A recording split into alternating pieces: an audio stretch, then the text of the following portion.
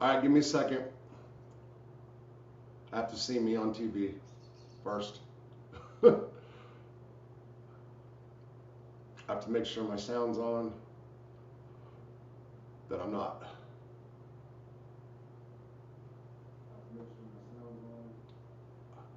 Okay.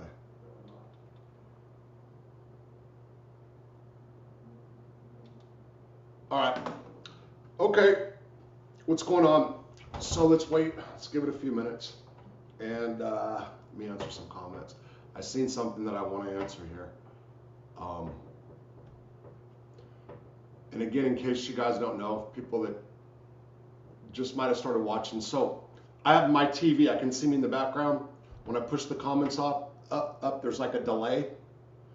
So then I read them, so I don't have to put my glasses on and off. But then I always end up putting my glasses on. So we'll see. Let's give it a second. Me and my Struppet. What's up, bro? Okay, come on.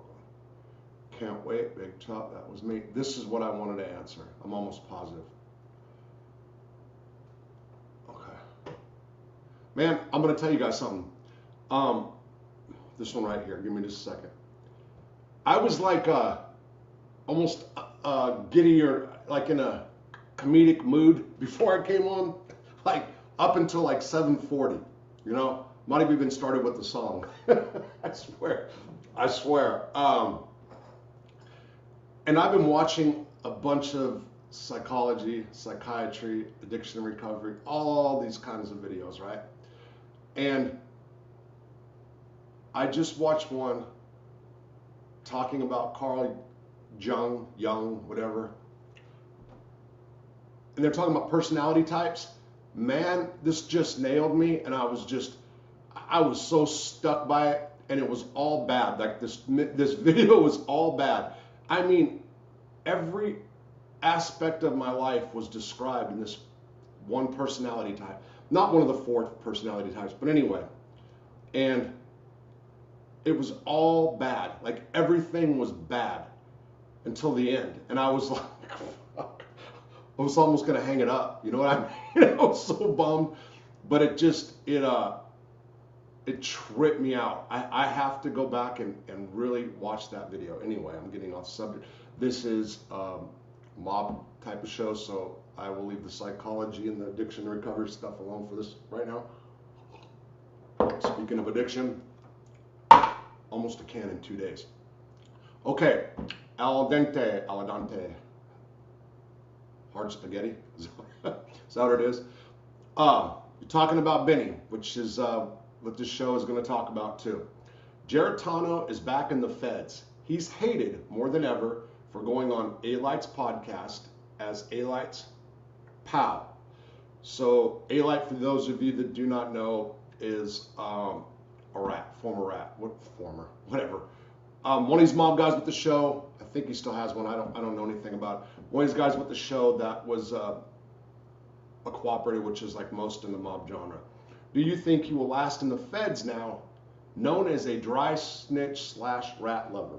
Okay, I know that Benny is at Lewisburg right now. FCI Lewisburg. Benny was hated on the street by all the Italian guys, pretty much, right? A lot of them. As far as, so it is an FCI, by the way, where he's at. It's not a USP anymore. That's what it's saying on the computer, FCI Lewisburg. I think Benny can survive no matter what.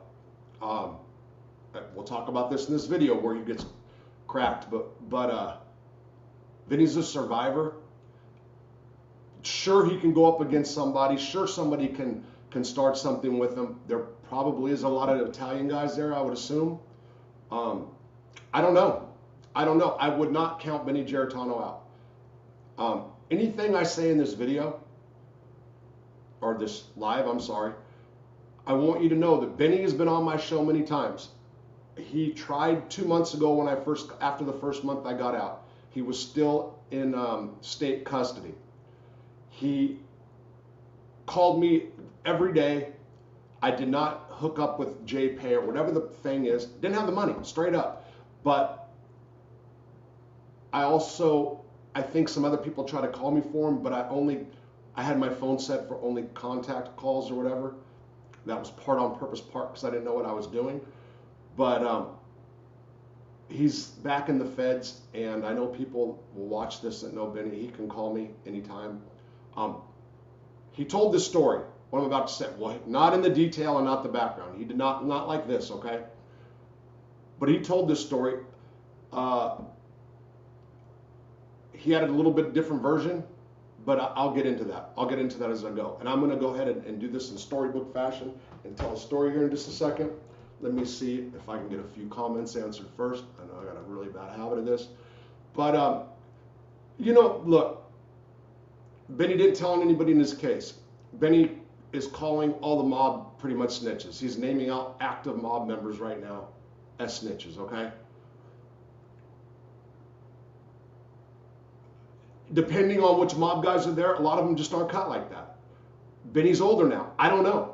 I just don't know how he is. I just think, so it's not like, I guess my point is, it's not like a lot of guys think, or, ooh, Benny's going to get in trouble because he's around other mob guys in there. It's not like, if anything, some of the mob guys, Rob had said, hey, yeah, thanks, John. If anything, if there is, they'll probably pay somebody to do it. Hence this live, okay? And that, I'm not even saying that's a bad thing. I'm just stating the fact, right?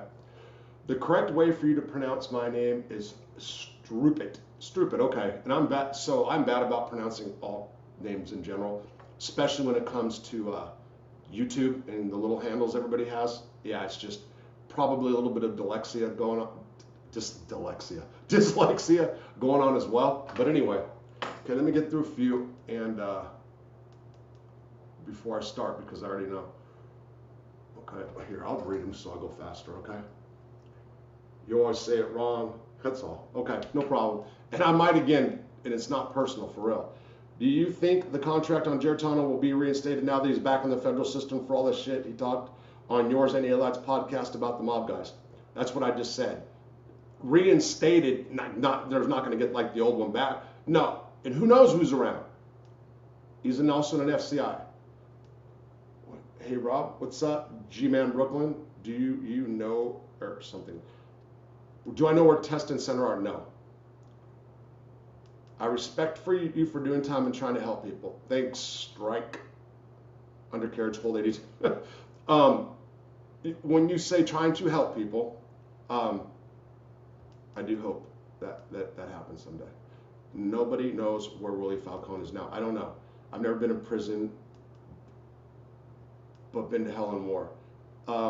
Okay, right on. Thank you for your service too, for talking about the military. Hey Rob, do you still consider Joey Testa a friend? No. No, he put a separation on me. He put a separation on me.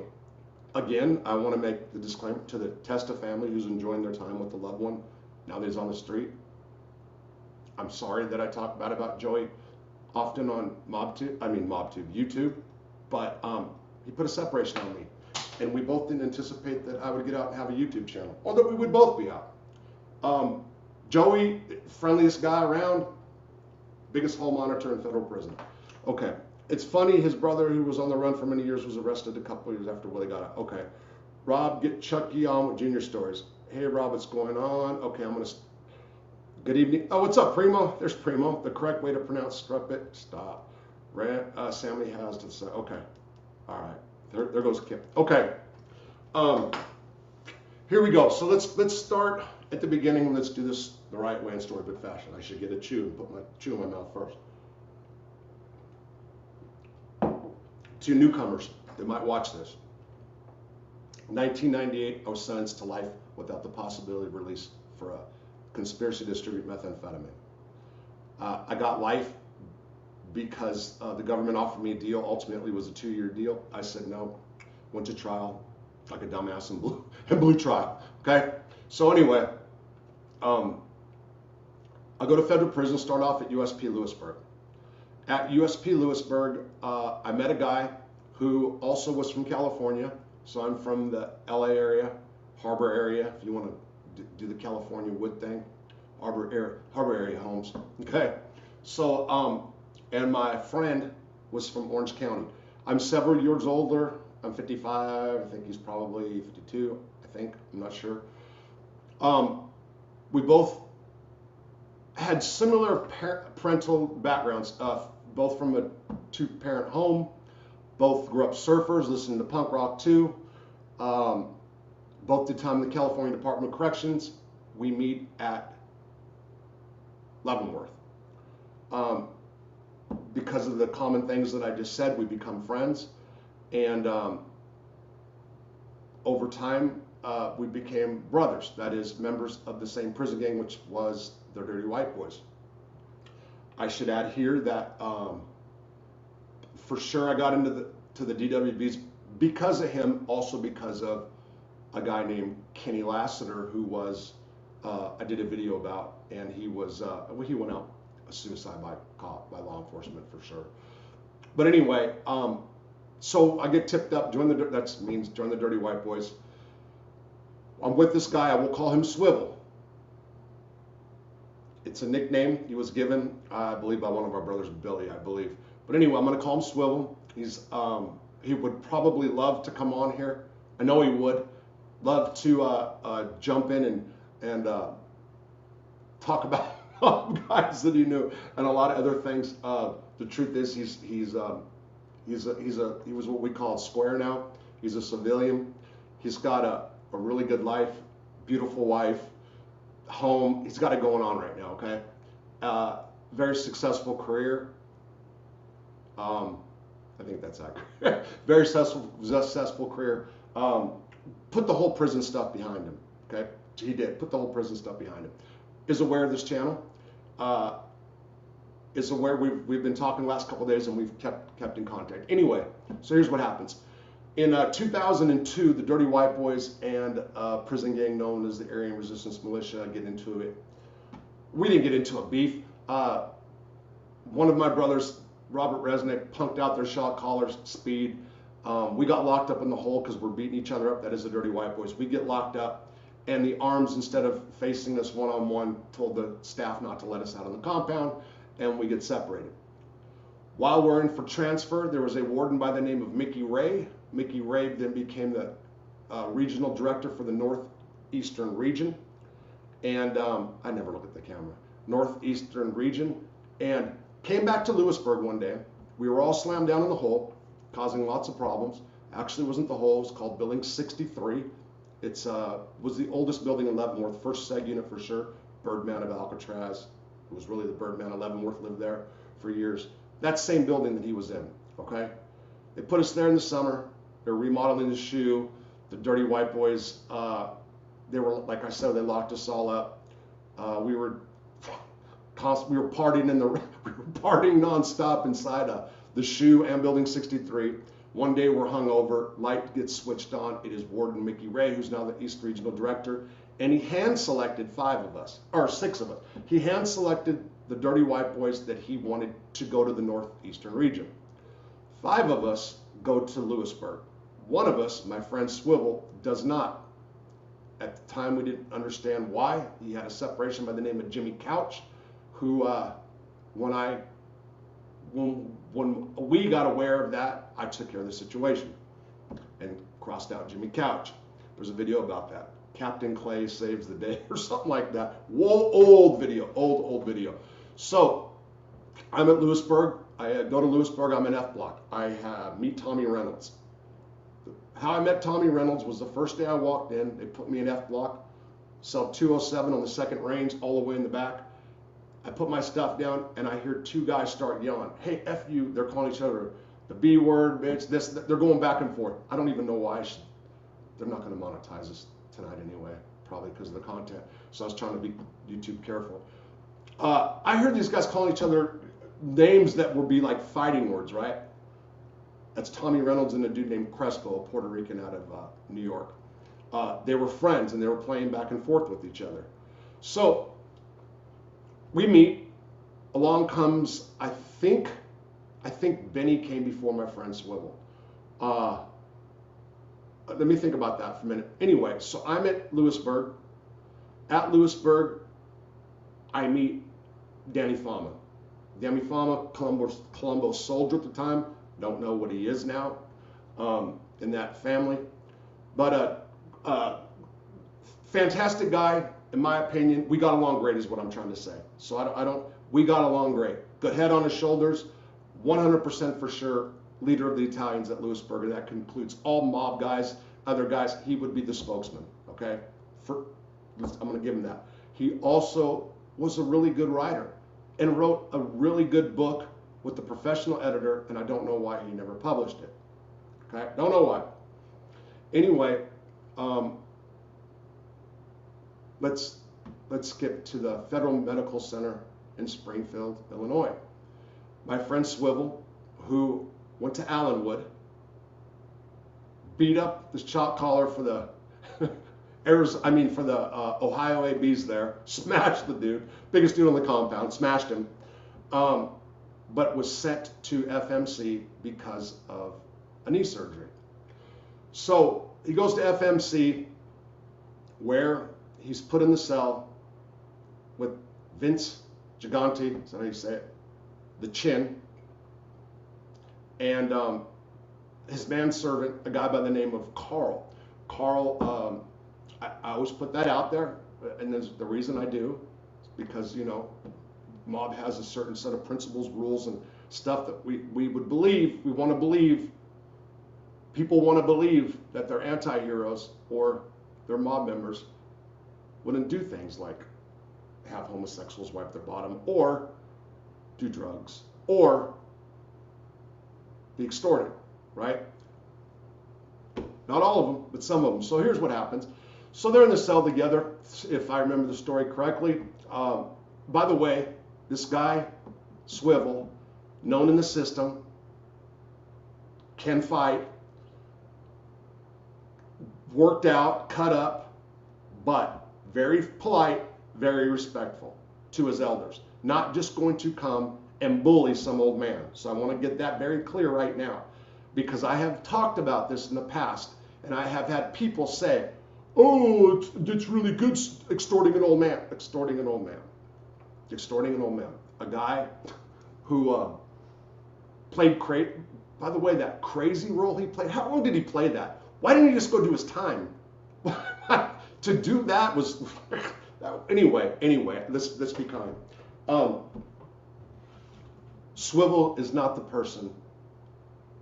He's not some kind of guy that's just going to go in and press up and be a bully on somebody. I want to get that very clear, because that stupid shit's been come out before. And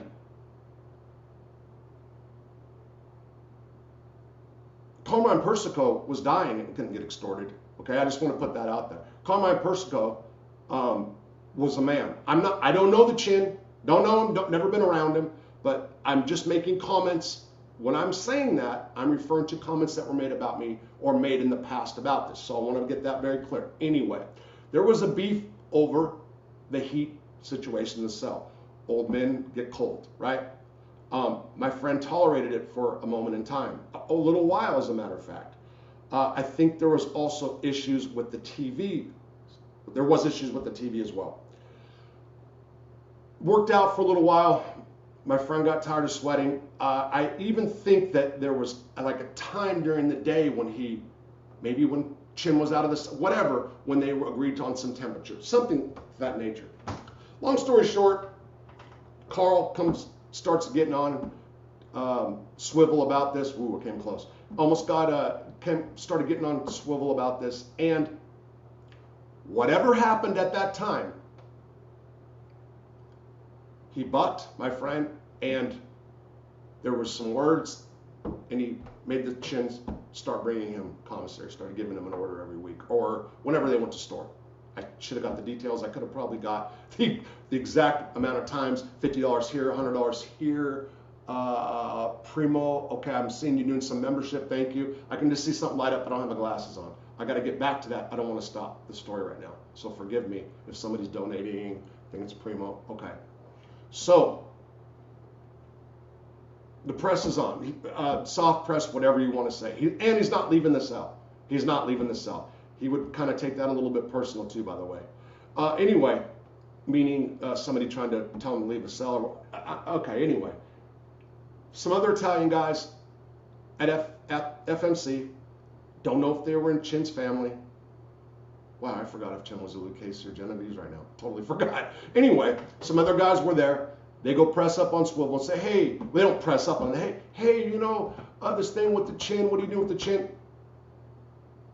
Took their commissary.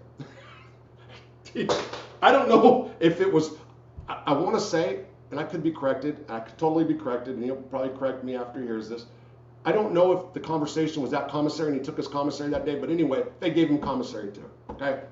So it wasn't working out too well there for Chin and the crew. So at that point, I was writing him letters then. And in one of the letters, I told him that I was at the sweetest prison, in the Swedish unit, softest prison in the softest unit in the United States. That I walked around in shower shoes, okay? Bragging about how nice it was at Lewisburg. Lewisburg, I had it going on. I started a store. Like I said, I've said repeatedly, $1,000, $1,500 a month at some points. Gambling, huge $600 a night tickets. You know, it was going well. At the time, also, I might add, did my cancer? Okay, so my cancer. I was diagnosed with cancer in 2004, September 2004, I believe. So 4, yeah. So Swivel gets transferred to USP Lewisburg, where I'm at. We got him, me and Tommy, got him an F block, and for a good run, a few years anyway, for whatever the amount of years, the four of us, and some other white guys in the block, Rob, four of us we had a really, really good run, and every time I think about that, I can't help but think about Tommy Reynolds. Tommy Reynolds had it set in his mind that we were all never going to leave. I mean, you know, guys that were getting out, but I don't think he couldn't foresee the fact that at any given moment, things go like that. At that time, Lewisburg was soft, everything was great. And then the drugs hit. Then the Mexicans came and the drugs hit. Sorry, Mexicans, that's what happened. And other players that were involved in introduction, okay? But that's a good way to put it. So, yeah, 2005, it starts jumping a bit, you know, drugs in the compound. What was I was saying something. I was gonna say something about. So I did a lot of pockets of clean time at Lewisburg. Once I was diagnosed with the cancer, I pulled back. I drank some for a minute, but I did a lot of clean time there. Why I felt that was necessary to say that a minute ago, I was connecting with something I kind of forgot. Anyway, let's move on. So, like I said, the four of us get along great. I'm going to add this now. When Benny got there, I didn't know Benny nothing about Benny. Okay, I did not know the Tasmanian devil that is Benny Geritano. Benny, I'm gonna put it right. Benny had a plug. Benny had access to getting stuff in. Okay, that's the way I want to put this. And it was marijuana. And Danny Fama found out.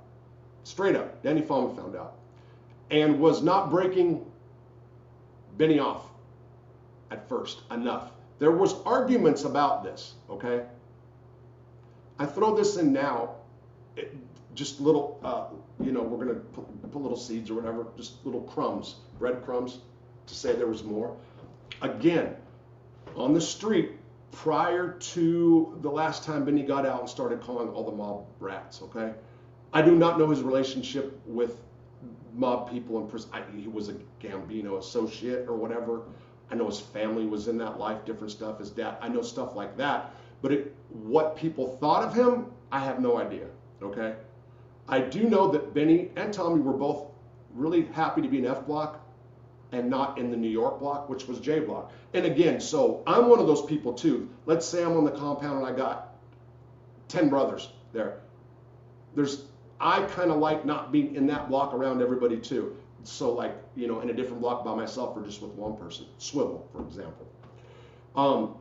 So it's not to be held against Benny or Tommy because they were, you know, they didn't want that drama. They didn't want you know, because when you got a lot of people, even if you got like, let's say a lot of whites from California, a lot of dirty white boys, a lot of whatever, there's always drama. You know what I'm saying? It's just, so it's more easier time, relaxing. But like I said, Benny had access, okay? And I think at times they thought that he wasn't breaking up. There was issues about that. There was some animosity for sure about that. I do think in the long run, Danny got his cut. I do. You know, Danny was the guy. Danny was the guy. And like I said, respected in the compound, great head on his shoulders, okay? And like I can't help the good writing. I was writing at the time. I was writing a book, starting a book, whatever. So that's what we had in common, Danny and I. Okay, so let's skip now. So there came a day. I got to add all this. I told you I had a huge store. Okay. It was a very successful store, and one night I got drunk, me and Swivel actually, and what happened was a lot of people owed me money, not from the store, but from a freeze out that I did. A freeze out is gambling on credit, all right? So a lot of guys owed me money for that. I got drunk one night, a couple of us we drank, and I know who, a dude named Gary from Pennsylvania, black dude, a bank robber, 15 years, always talked about ride or die and rats. Picked up the phone and called lieutenant's office or somebody SIS and said that I'd been drinking. They wanted to knock me off to get me out of the block, even though I had a bro there. But it's just, you know, because now you got breathing room, who knows what's going to happen to me, stuff like that, right? So, David, so I can see when donations pop up, I saw something orange. David, keep pushing. Thank you, David. I appreciate that. I know you guys are doing a lot of talking in the chat. I don't want to stop and entertain. John, thank you for the donation. I appreciate you too, bro. And David, yeah, and I will always say, in my life right now, $20 is like $2,000. Well, at least 200, but yeah, so anything else, I appreciate it. All right, so, okay, so I go to the hole. My cancer came back pretty bad at the time.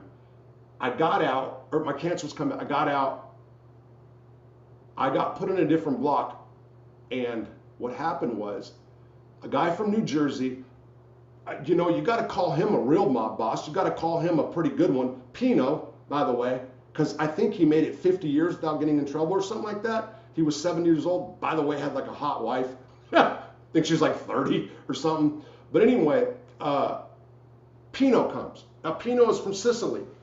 He's an old Dago, old school. I'm a Dago, I can say that. It's like, if you're an N-word, you can say an N-word. If I'm a D-word, you know what I'm saying? So he was nice, you know, but he got put in what I consider the best cell in the best block on the best tier, right? So Jimmy and Ida, who lives right down from him, and him are friends. I'm in D block, miserable, because that other end was miserable to me at the time. And I'm trying to get back to my cell. I go out to the compound. Me and Jimmy Ida spin a lap with Pino. Okay, as soon as I can get a cell, I'm going to move. Now, there's a trick to that, because in F block, there was very, very little movement, right? Very, very little movement. My old cellie, Billy Bruce, scumbag extraordinaire, was in the cell with Pino, and they were on Pino to leave that cell. Swivel was, Benny Geritano was really vocal about it. Jimmy Ida told me that they would find a cell when they could. No problem. Well, I wasn't thinking. We weren't thinking about how nobody moves from F block. And that guy was not trying to leave the cell. Well, we're in the process of doing that. Boom, I get locked up for, I got locked up for the drunk. I went back to that cell, and then some Chris Kahn, another rat cellie of mine, and Chris, I know you watch this. Sorry, bro. What is it? Okay. Anyway, they said you told. Okay, I'm going to put it out there right now. They said that my cellie told them, and there was a brick in the wall that came out. And anyway, they locked me up for investigation for a stash spot. That's when the unit manager out of my Pino came in. Okay, Pino came in. That's when I talked to Jimmy Ida. Then I got locked back up for getting high. That's when I was started also deteriorating there. As a matter of fact, A.W. Estrada, when I was locked up, told me that he was getting me out of that compound because he wasn't going to watch me die. I was on a suicide mission. That's what he told me because I just drinking, getting high and stuff. So anyway, let's back up. So there's issues between Jimmy Ida now and Benny Geritano because Benny, they wanted me back in that unit. That was like our unit, you know what I mean? And that cell was like, you know, it was a good stash. It was a great cell. So Jimmy and Benny have words over that. Okay. Then one day they go to the yard and they got into an argument, which Benny clearly explained in one of the old interviews I did with him from prison. I forgot. Weight belt, I think. Whatever the deal was, it escalated from the stuff that started with Pino.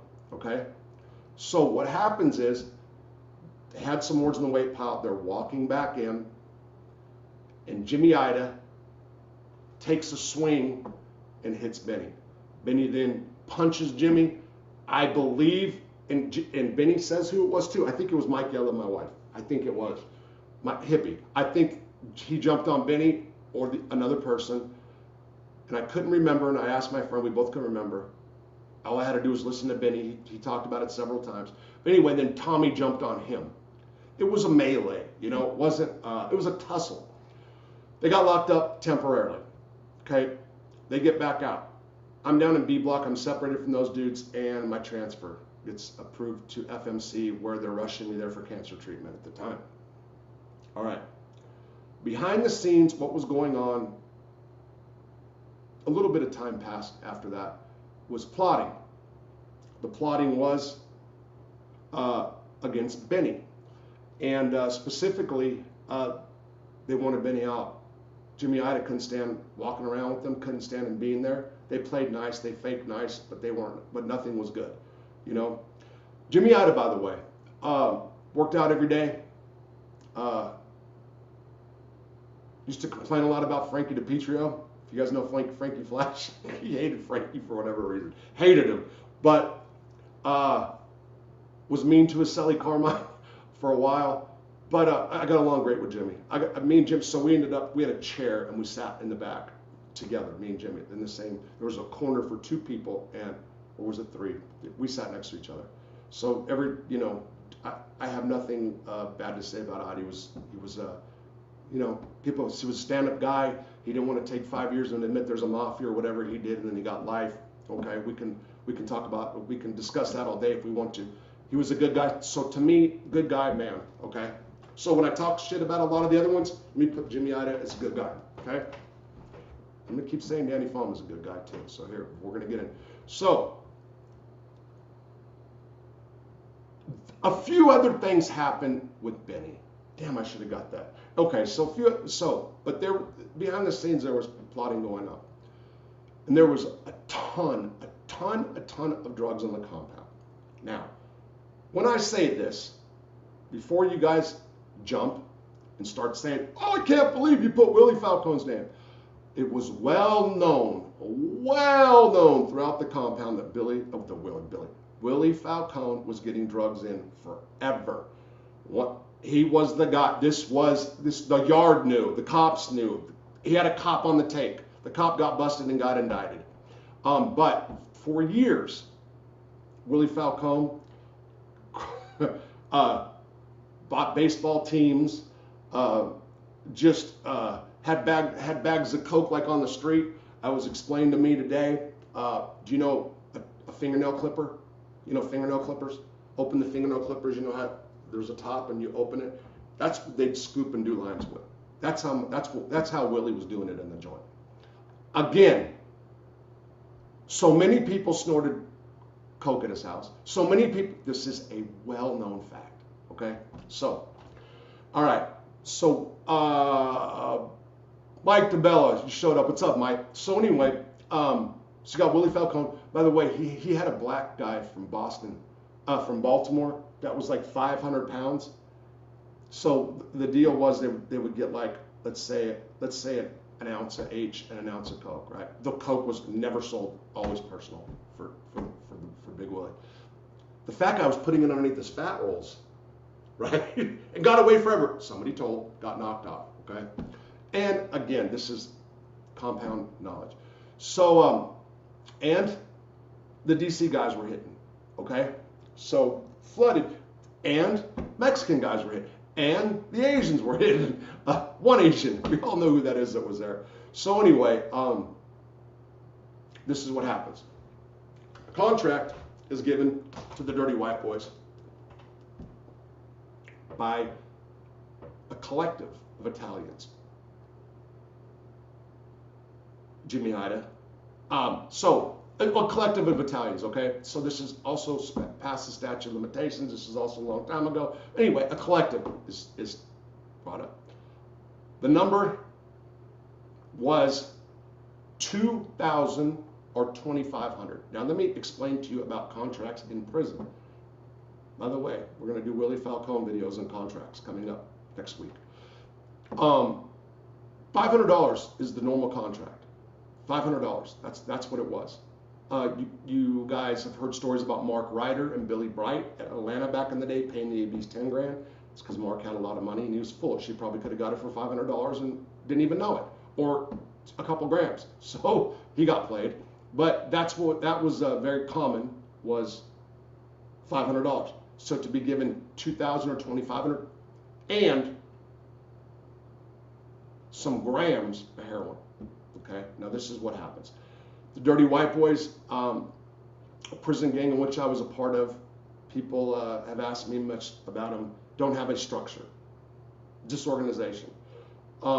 Like many prison gangs, heroin rules the day. When you want to get paid for something like a contract, heroin's just fine, and if not, preferable, okay? So, how it worked was, yeah, there's no need to say who sent money. There's no need to say who sent money. Money was sent to individuals from DC, 2 of them. There's no need to put that. And I don't know if it was sent to him. I know that the drugs for the hit came from Big Willie. Now, that might sound like a shocking breaking bit of news. Everybody knew it. So this isn't some Robert Rosso breaking news that whatever. It was Willie. So the money actually was not cash. Even the DC dudes gave it in heroin. Usually 3 grams per 100 when you do something like $1,000. Or, I would bet that there was also some debts cleared up on that. What happens then is Johnny Rotten, couldn't think of his name, there it is, Swivel, Johnny Rotten, and another individual, Dirty White Boys, get their numbers punched. It's their ticket. They got to go. It's their turn to go. They got broken off half the dough, and one of them, which I wasn't around the dude at the time, he actually, I was told, claimed to be some kind of, you got married. Oh, okay, Johnny, thank you, bro. I see you. So I can see when somebody donates, I can see colors pop up, okay? That's what I'm saying. Wow, I got all kinds of messages that go way back later. A few of you guys. So, I'm sorry. Oh, geez, I just lost my train of thought. See, that's why I shouldn't do stuff like that. Oh, man, what did I just say? Anyway, okay, another one of my brothers, he was always claiming he can fight, like some kind of big karate guy or something, right? That's what I was actually told today. And so he didn't hesitate to go. When you leave the main building and walk out to the rec, there's a, not a hallway, so the sidewalk, what's it called? Not Sally Port. The sidewalk between the building and when you go out to rec. People that have been in Lewisburg know exactly what I'm talking about. It was out there that the one kid went first. There was a pipe involved. They hit Benny. Benny fired back and was whooping the one dude, the kung fu master. So let's give Benny big props for that. He did, and I was told that. But I don't remember what Benny said, if he said he won or whatever. He lost in the end. And I hope I get a phone call from him, because he might be calling and try to correct it. I'll put him on here and he can say whatever he wants to. But I was told in the know that you know, he got hit with the pipe. He got hit with the pipe. So away went Benny. Now, the podfather, who's Danny Fama, and I want to say this, okay? I need to say this because of the people got mad about me saying about Mikey, I love my wife, aka Hippie getting high, which had been talked about before in one of my interviews. State name and Hippie. I would tell you the video. I want you guys to go look because I make money off of it. Straight up. I ain't gonna lie. So it was talked about. It was said. And people in the prison knew. In my chats, several times in the last week or two, you have Danny Fama worked with me in the dental lab and was an undercover junkie for 10 years. Okay? Or it was, no, a download dope fiend for 10 years. Now, I'm putting the junkie word out. I'm saying Danny got high. And when this was done, he went into the cell with Swivel. Tommy Reynolds kept point. They shot junk. Now, I just did double taboos, right? Stupid. People are stupid. You people that get mad about that and say that are stupid. Danny Fama, you guys might think I'm sitting here ratting on him right now. Danny Fama had a great head on his shoulders. Danny Fama ran the Italian car, if you would call it that, with all the mob guys underneath it, like a beast. He did a great job. To say that he is some kind of lesser than because he did junk, which everybody, by the way, knew about it. So Robert Rosso isn't doing breaking news, and Benny talked about it before on his channel, and it's been in my chat room. But my overall point, and I am very, very serious about this, and I know to the New York crowd it does not fly, because there is still this myth that the mob has rules or the mob was this and that. And I know people put in my chat, they point out all the mob guys, they talk about mob guys getting a hypocrite, but I'm being serious. I would want Hippie to be a leader in a business, gang, motorcycle gang, or mafia. If you go to prison, and Hippie did suffer from depression, let me be clear. If you go to prison and you make it out after 10 years, it's not like you can't make it out because you're so violent. No, if you get through that experience and it takes a little bit of this or a little bit of that to get through, and you get out and you survive that and you come out and you work yourself up to a leader in a position, God bless you. You have an experience that other people might not have or understand, and maybe can help others if you turned it that way. I'm not trying to be Mr. Rehab because I'm on that kick right now. But the stigma that comes out, that's why I slammed. That's why I said the other night on the video, when it comes down to this. I always have to emphasize this because people always take this so wrong. Jimmy Ide, a great guy. Bobby Manna, he did get played by a New York guy there. Oh, by the way, Bobby Manna getting out, congratulations. Bobby Manna, good guy. Carmine Persico, man in prison. Tommy Karate. Georgie Borghese. It's not like I just want to trash or say something about other mob guy. Now, when it gets to this drug thing, on the Mafia roundtable, Dom openly admitted and talked about, and it was, I'm glad he did, that they did, a lot of them did coke, or he said he did coke too, okay? And I've said this, if you use drugs and you know the drugs feel good, okay, you partied with them, then you go to prison where the culture, a lot of times, especially during that time, was getting high.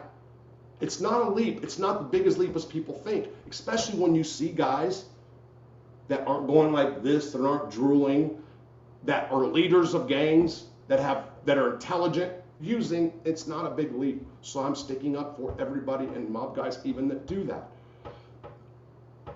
I highlight Danny tonight because that is a prime example of all the idiots, I ain't gonna say his name, the guy that did a video about me that said, mob guys wouldn't talk to you because you did junk. Moron, his mob historian, jackass. They couldn't even imagine or fathom that somebody can do that. and be the spokesman for all the Italians, arguably all the Italians, all of them, all of them. So on that note, the leaders of the Colombo family and the leader of the Colombo and the leader of the Genovese should be Mikey and Danny, Babanya brothers forever. I'm just kidding. Now that's where I get stupid, but I'm serious.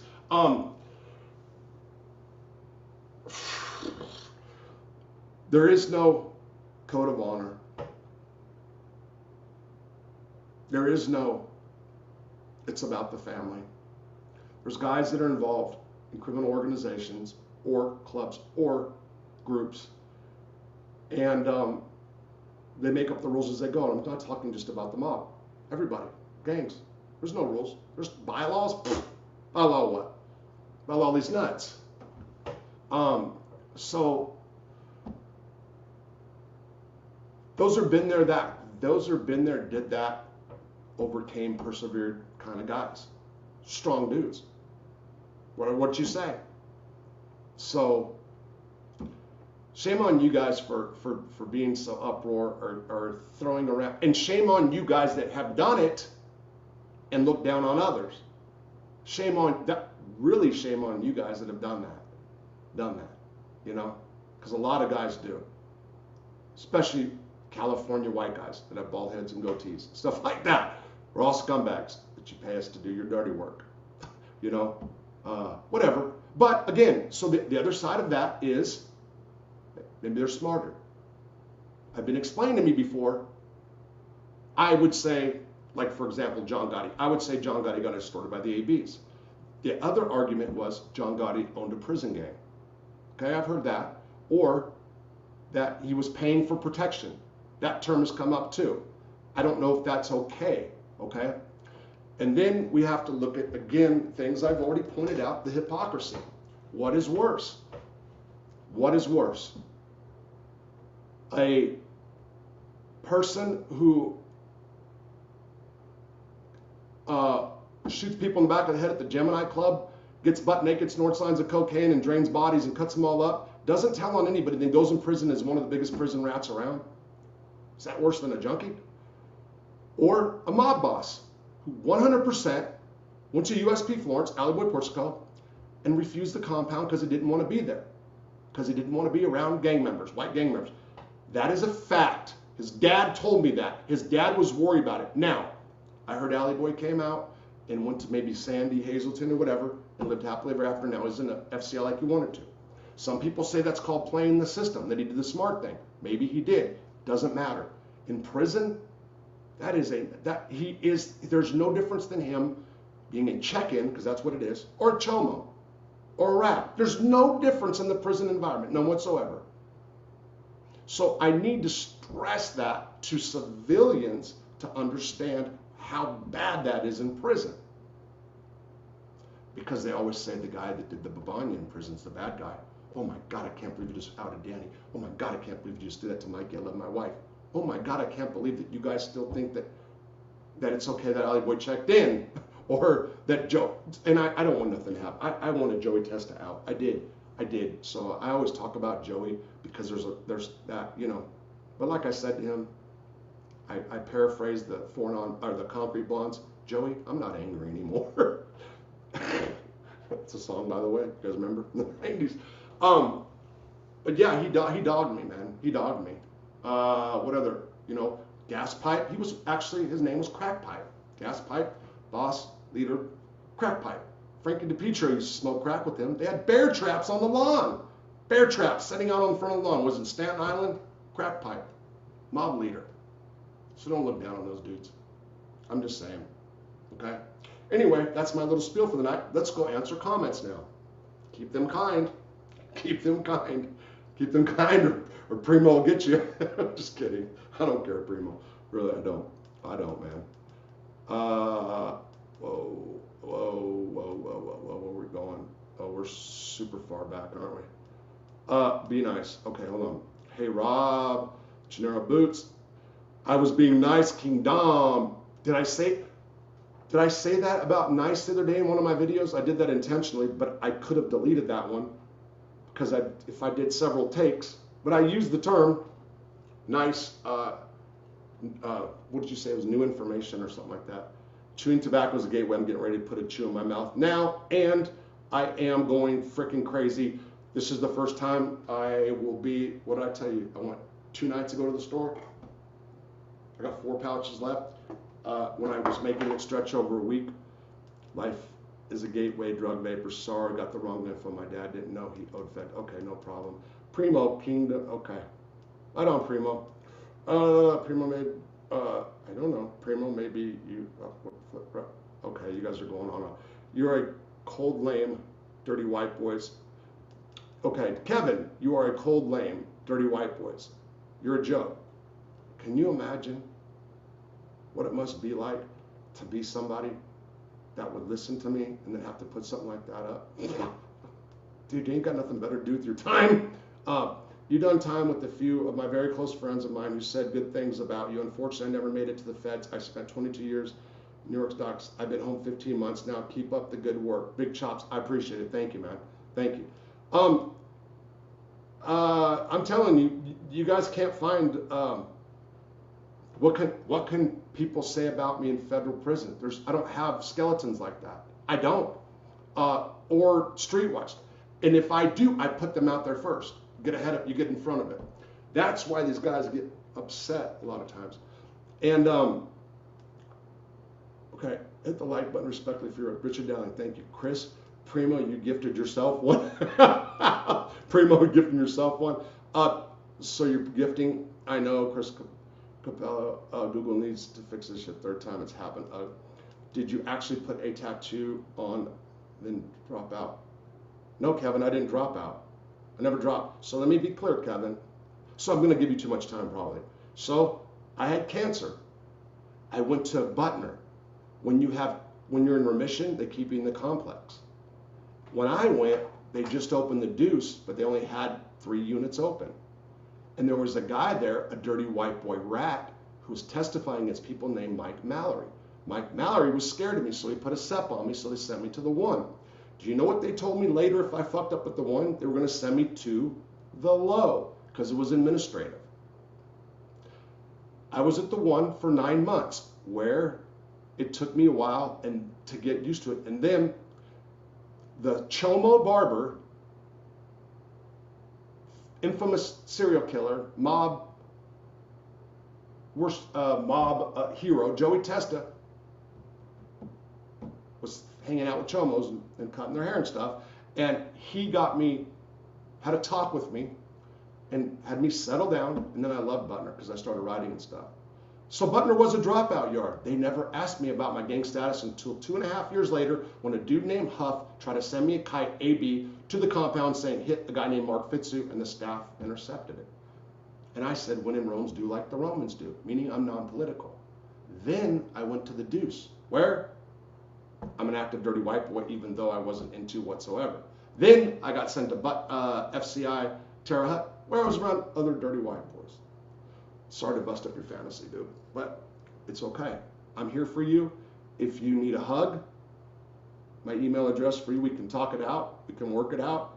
If you need a prayer, we can do a prayer. Whatever gets you through the day. What's up, Brad? How you doing? Wow, that's the first time I saw it happen. Anyone? I'm pretty sure Rob got cancer and ended up a Butner and drop. Yeah. Idiot. This I gotta hear. I was there at the time and don't know this one. There's Rob.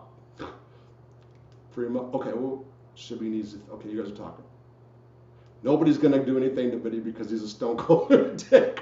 That was what so again, in regards to Benny and where he's at right now, look, being on John A. so it's gonna matter for some guys from New York. It depends on who's there. Plus it's an FCI, okay?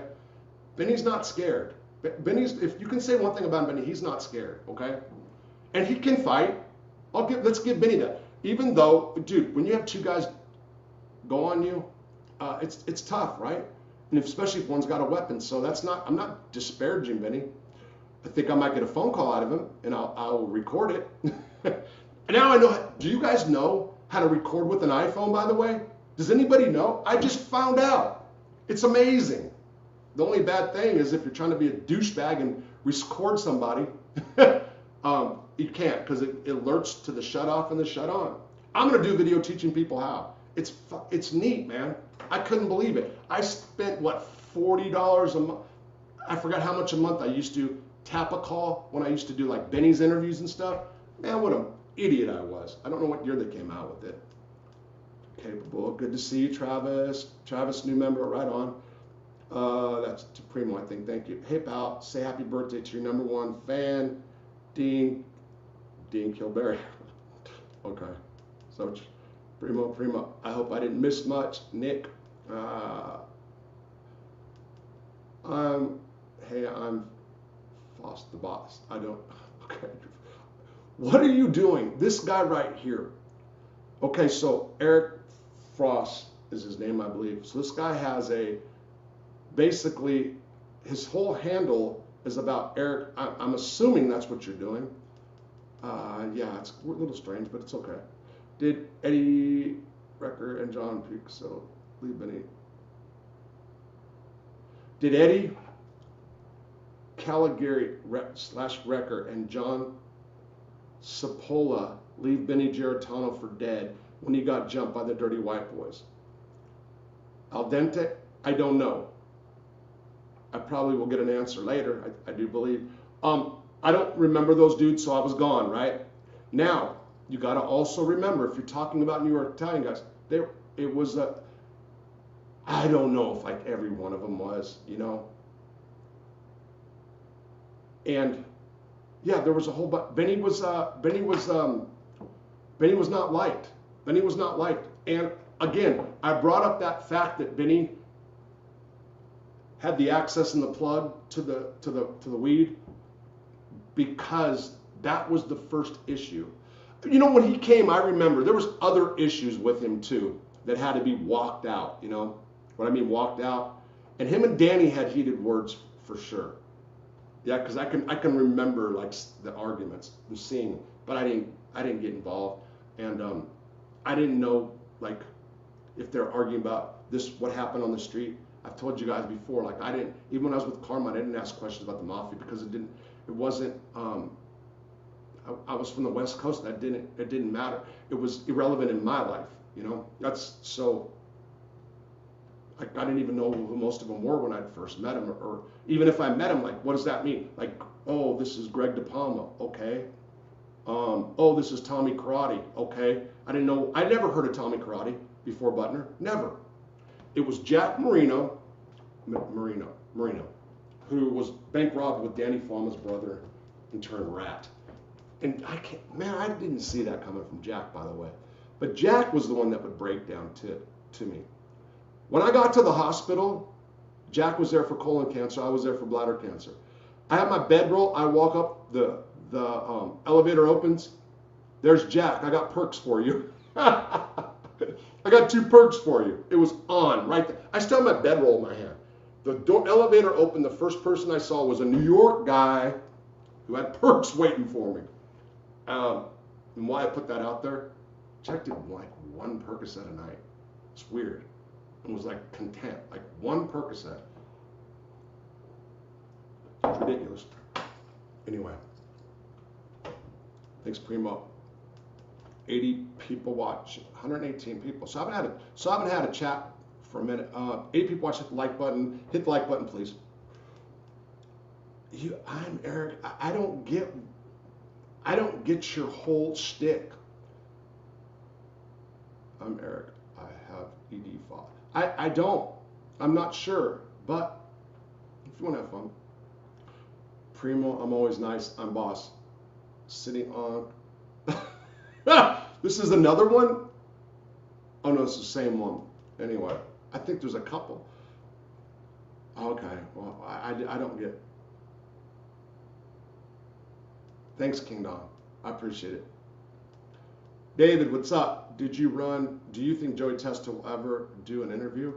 I don't know the health he's in, Run Block. No way, Run Block. I couldn't imagine it though, you know? He will be in his house, period, the minute he gets home. He's talking about Joey, so Joey is home, that's, I think. Yeah, he's been out for well over a year. Yeah, I don't think he went to the halfway house. A77, bladder cancer. I've got reoccurring bladder cancer. I've had 23 reoccurrences. The last one went into my bladder wall for the first time. But it wasn't cancer. It was, the tumors were not cancerous, but it entered the bladder wall, which is not good. And my theory is that maybe meth killed the cancer. I won't go there. It wasn't prostate, no. Yeah, test was released, high mat. Okay. Jail saved Geritano. He would never last on the streets. He would have been dead a long time ago. But would he?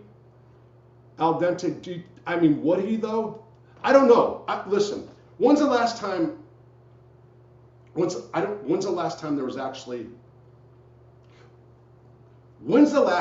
Gangland actually reported a murder by the mob? Let me speak about this while it's on my mind. What the F? Why do, number one, why?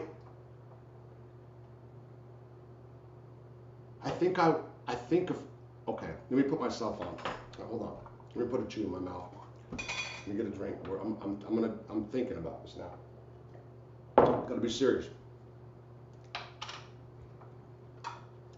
I'm the mob boss. I'm the head of the commission. Got my 4 or 5 people, whatever. And we're talking about rubbing people out. How come Jerry Capisci wasn't first on the list ever? And I have nothing against the man. I swear, and I don't wish any bad intent to him. Furthermore, why do all the New York Italians and mob guys wait by mail call, or now maybe not mail call, a computer, and just wait for the gangland to come, and everybody's like, they fight over who's gonna get it, and let's see who got busted, and let's see who Jerry's telling on today. What the F, man? What? It's like that was the Bible for the mob dudes. I never understood that. Carmine did not read Gangland. He didn't do Gangland. Did somebody have it one time? So he wasn't, but he did do. He was a reader. He read New York Post, New York Daily News. He got me hip to the what's her name, the columnist, conservative columnist in the Post. She was really good. Maureen, I think something. Yeah, but I don't understand that. So okay. Jerry Capisci, the stuff he's put out, the stuff that he's put out about guys, and he's got like straight hookups and connections. You know what?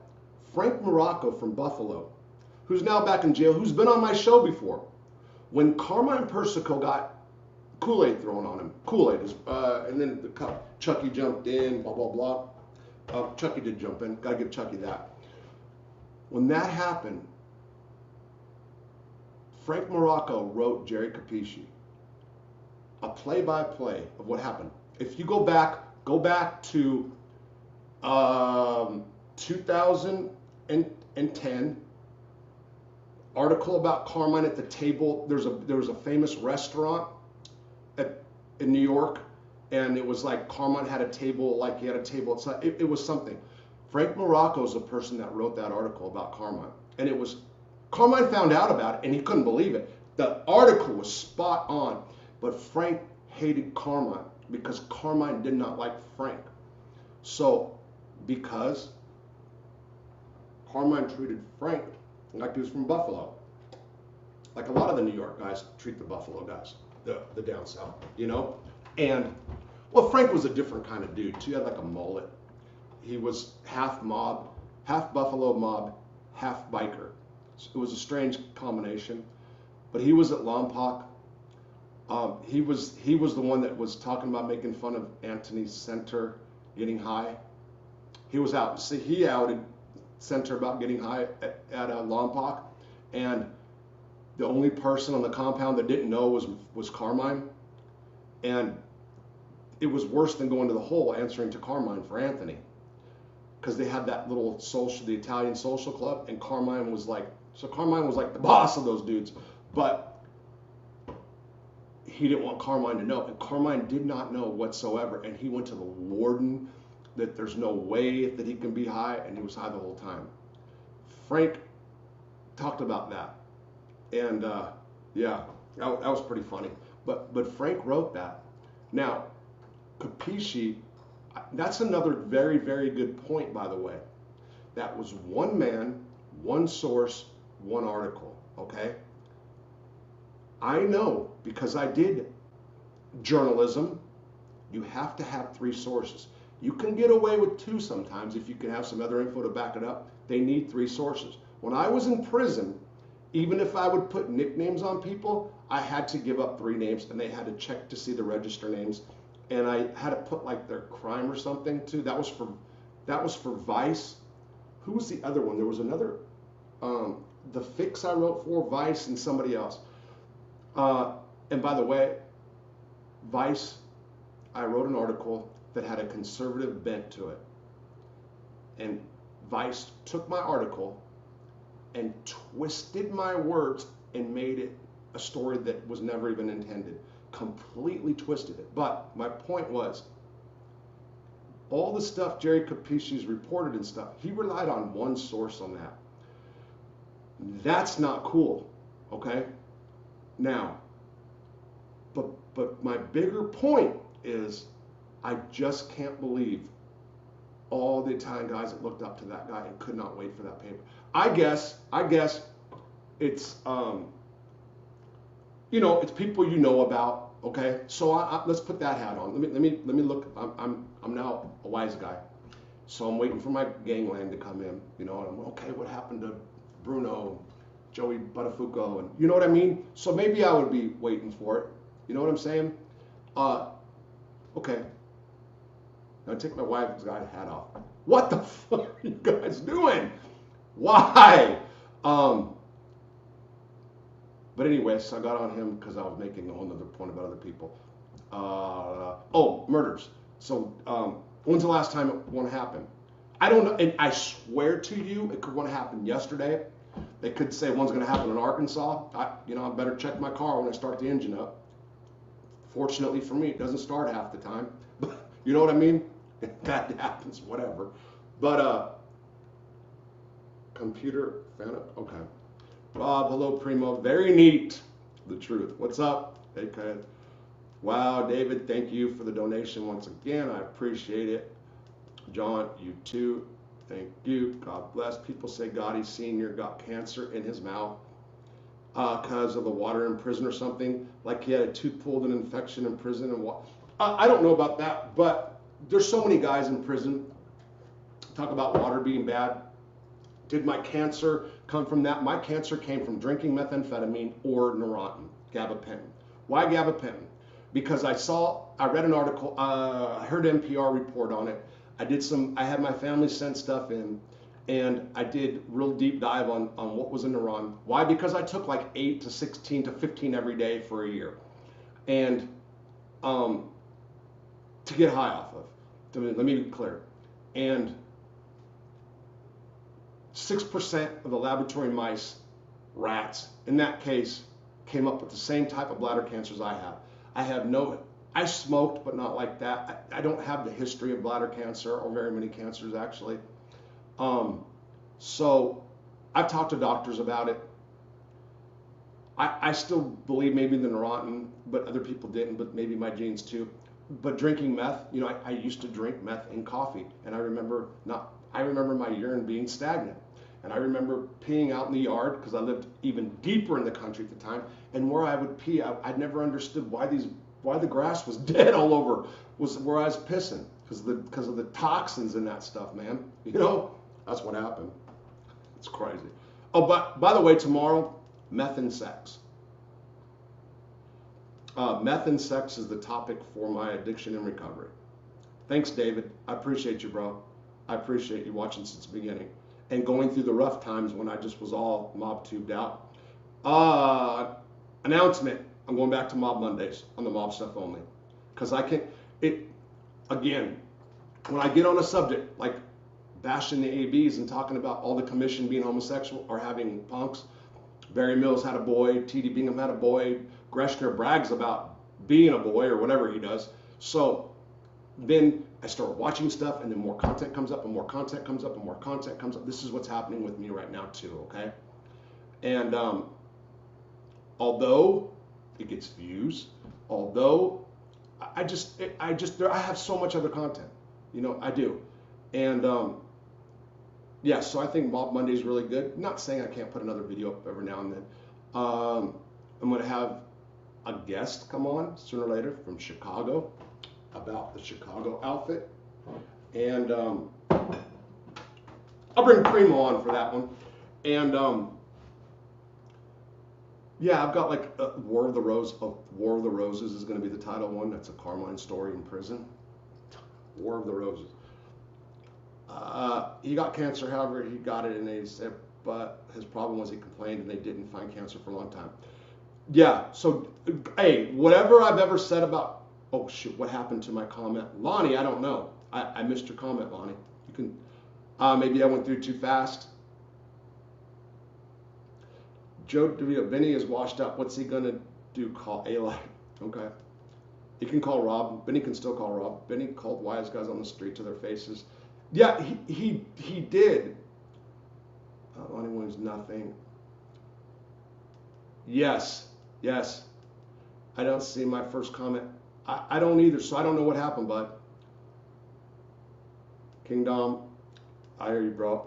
Good evening, Math Computer. Lonnie, it happens. Yeah, it does. Okay, Lonnie. And by the way, Lonnie, so I have not seen that comment yet, Lonnie, that you're talking about, and I'm probably way back. Lonnie Williams is going to be in a movie or a correctional officer, whatever, and he has some really deep questions he gets into. No way. Al Dante. Yeah, Al Dante. Okay. Benny Selly was a sex offender?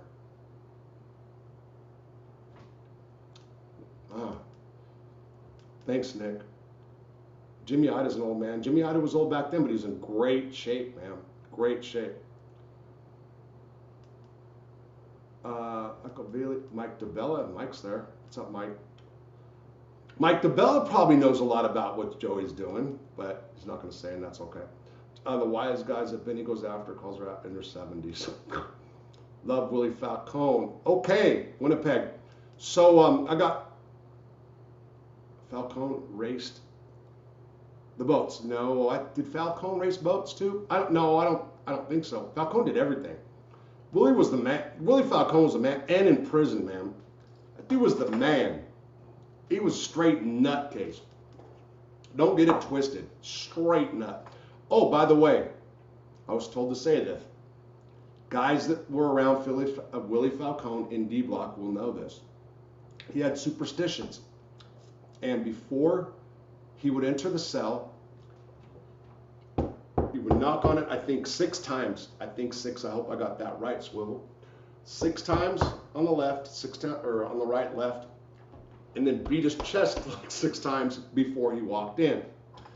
I don't know if that was to the coke gods. I'm not sure what it was. Maybe to, I know a guy used to do stretches before he snorted his first line. I don't know what it was. Willie had coke like it was on the streets. And again, this isn't a secret. Nor was it a secret to staff, if you want to get honest. Hold on. Joe DeVito, he just did state time for stabbing a 26-year-old crazy bully. Geritano never made big money. He's broke. Can't talk about people broke. I just bought a book by T.J. English, The Last Kilo. Okay, Winnipeg, Canada. Henry D, what's up, buddy? Henry, how are you doing, by the way? I'm sorry, to be honest, but we talked a lot, and I was wondering how you're doing with all your stuff. I really couldn't stand him. Yeah. Married Johnny, thank you. Jack. I say Jack. The numbers with Mark Ryder and Billy Bright are all made up. Did you see Ryder hand over the money? All embellished nonsense story from the fanboys. Hold on. No. I know all about the numbers with Mark Ryder and Billy Bright are all made up. Did you see Ryder hand over the money? No, it was sent to Treetop Sister. It was sent to Treetop Sister. $10,000. Yes, it was. Sun Tzu, Art of War. Okay, yep. Oh, yeah, it was No-No's Rick, Dirty White Boy Brother. Remember when I first settled with that nut freaking case, man? Mary, oh shit, this is hilarious. I love Hippie. Danny can throw hands. Yeah, he can. Yeah. Oh, damn. And Rob, did you ever get an email back from me? I don't know what's going on when I send emails.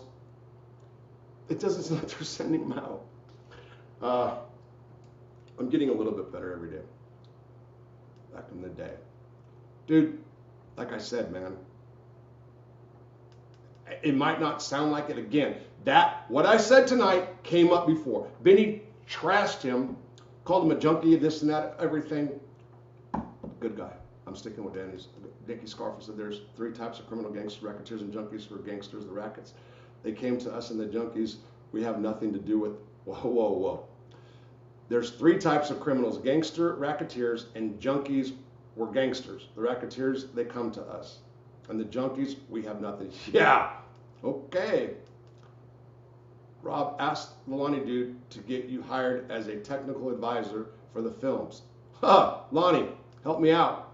By the way, John 33, what do you say, John 33, Gaffet, or whatever. No honor amongst thieves. Benny's a scumbag.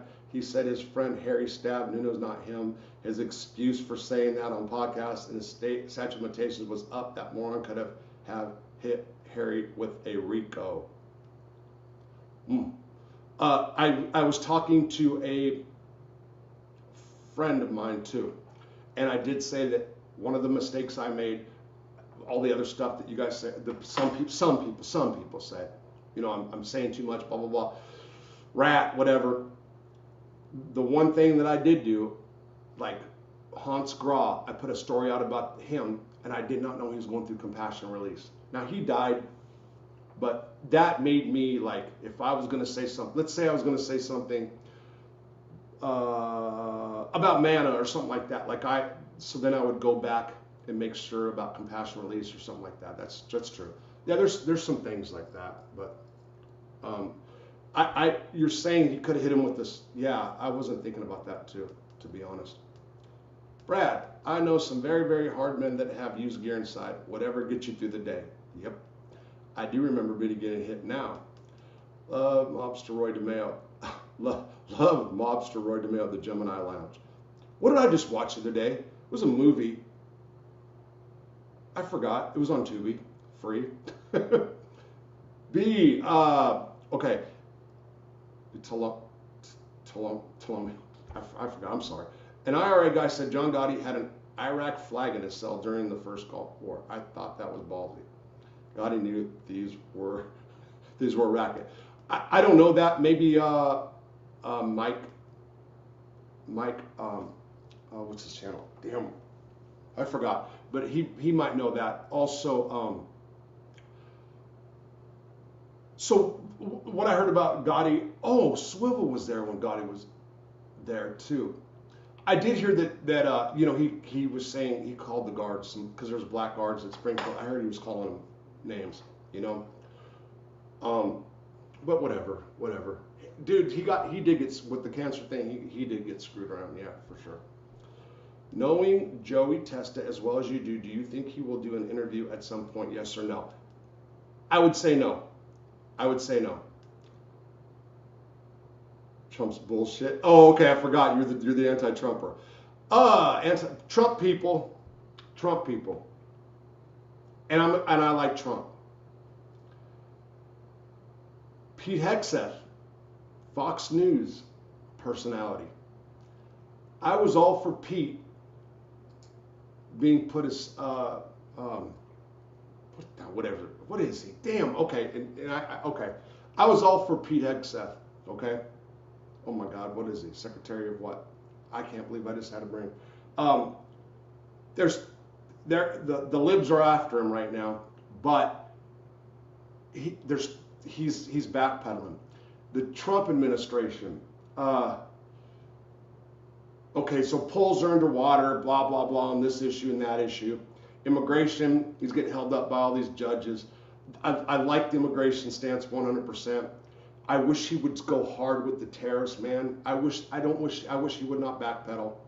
And we did have a treaty with Ukraine. Even though we're wasting too much money, we should have just put military in there, but then whatever.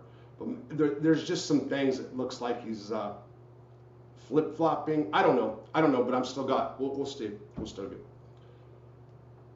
Yeah, it's okay, bro. Okay, when Bernie Madoff's son died, what was Bernie's reaction to his son passing? Walked into a cell and stayed for about a week. Yeah, he was devastated. Yeah, he cried. Yeah, he did. No disrespect, but Allie Boyd could never live up to his father's reputation. Same with Gotti Jr. and many other sons. Jack, I agree. And I don't know Allie. Don't know him. I know a father and the father's love for his son, even though his son was a mob boss or a mob boss incarcerated. That's why he was worried. Carmine was happy that he didn't go out on the compound.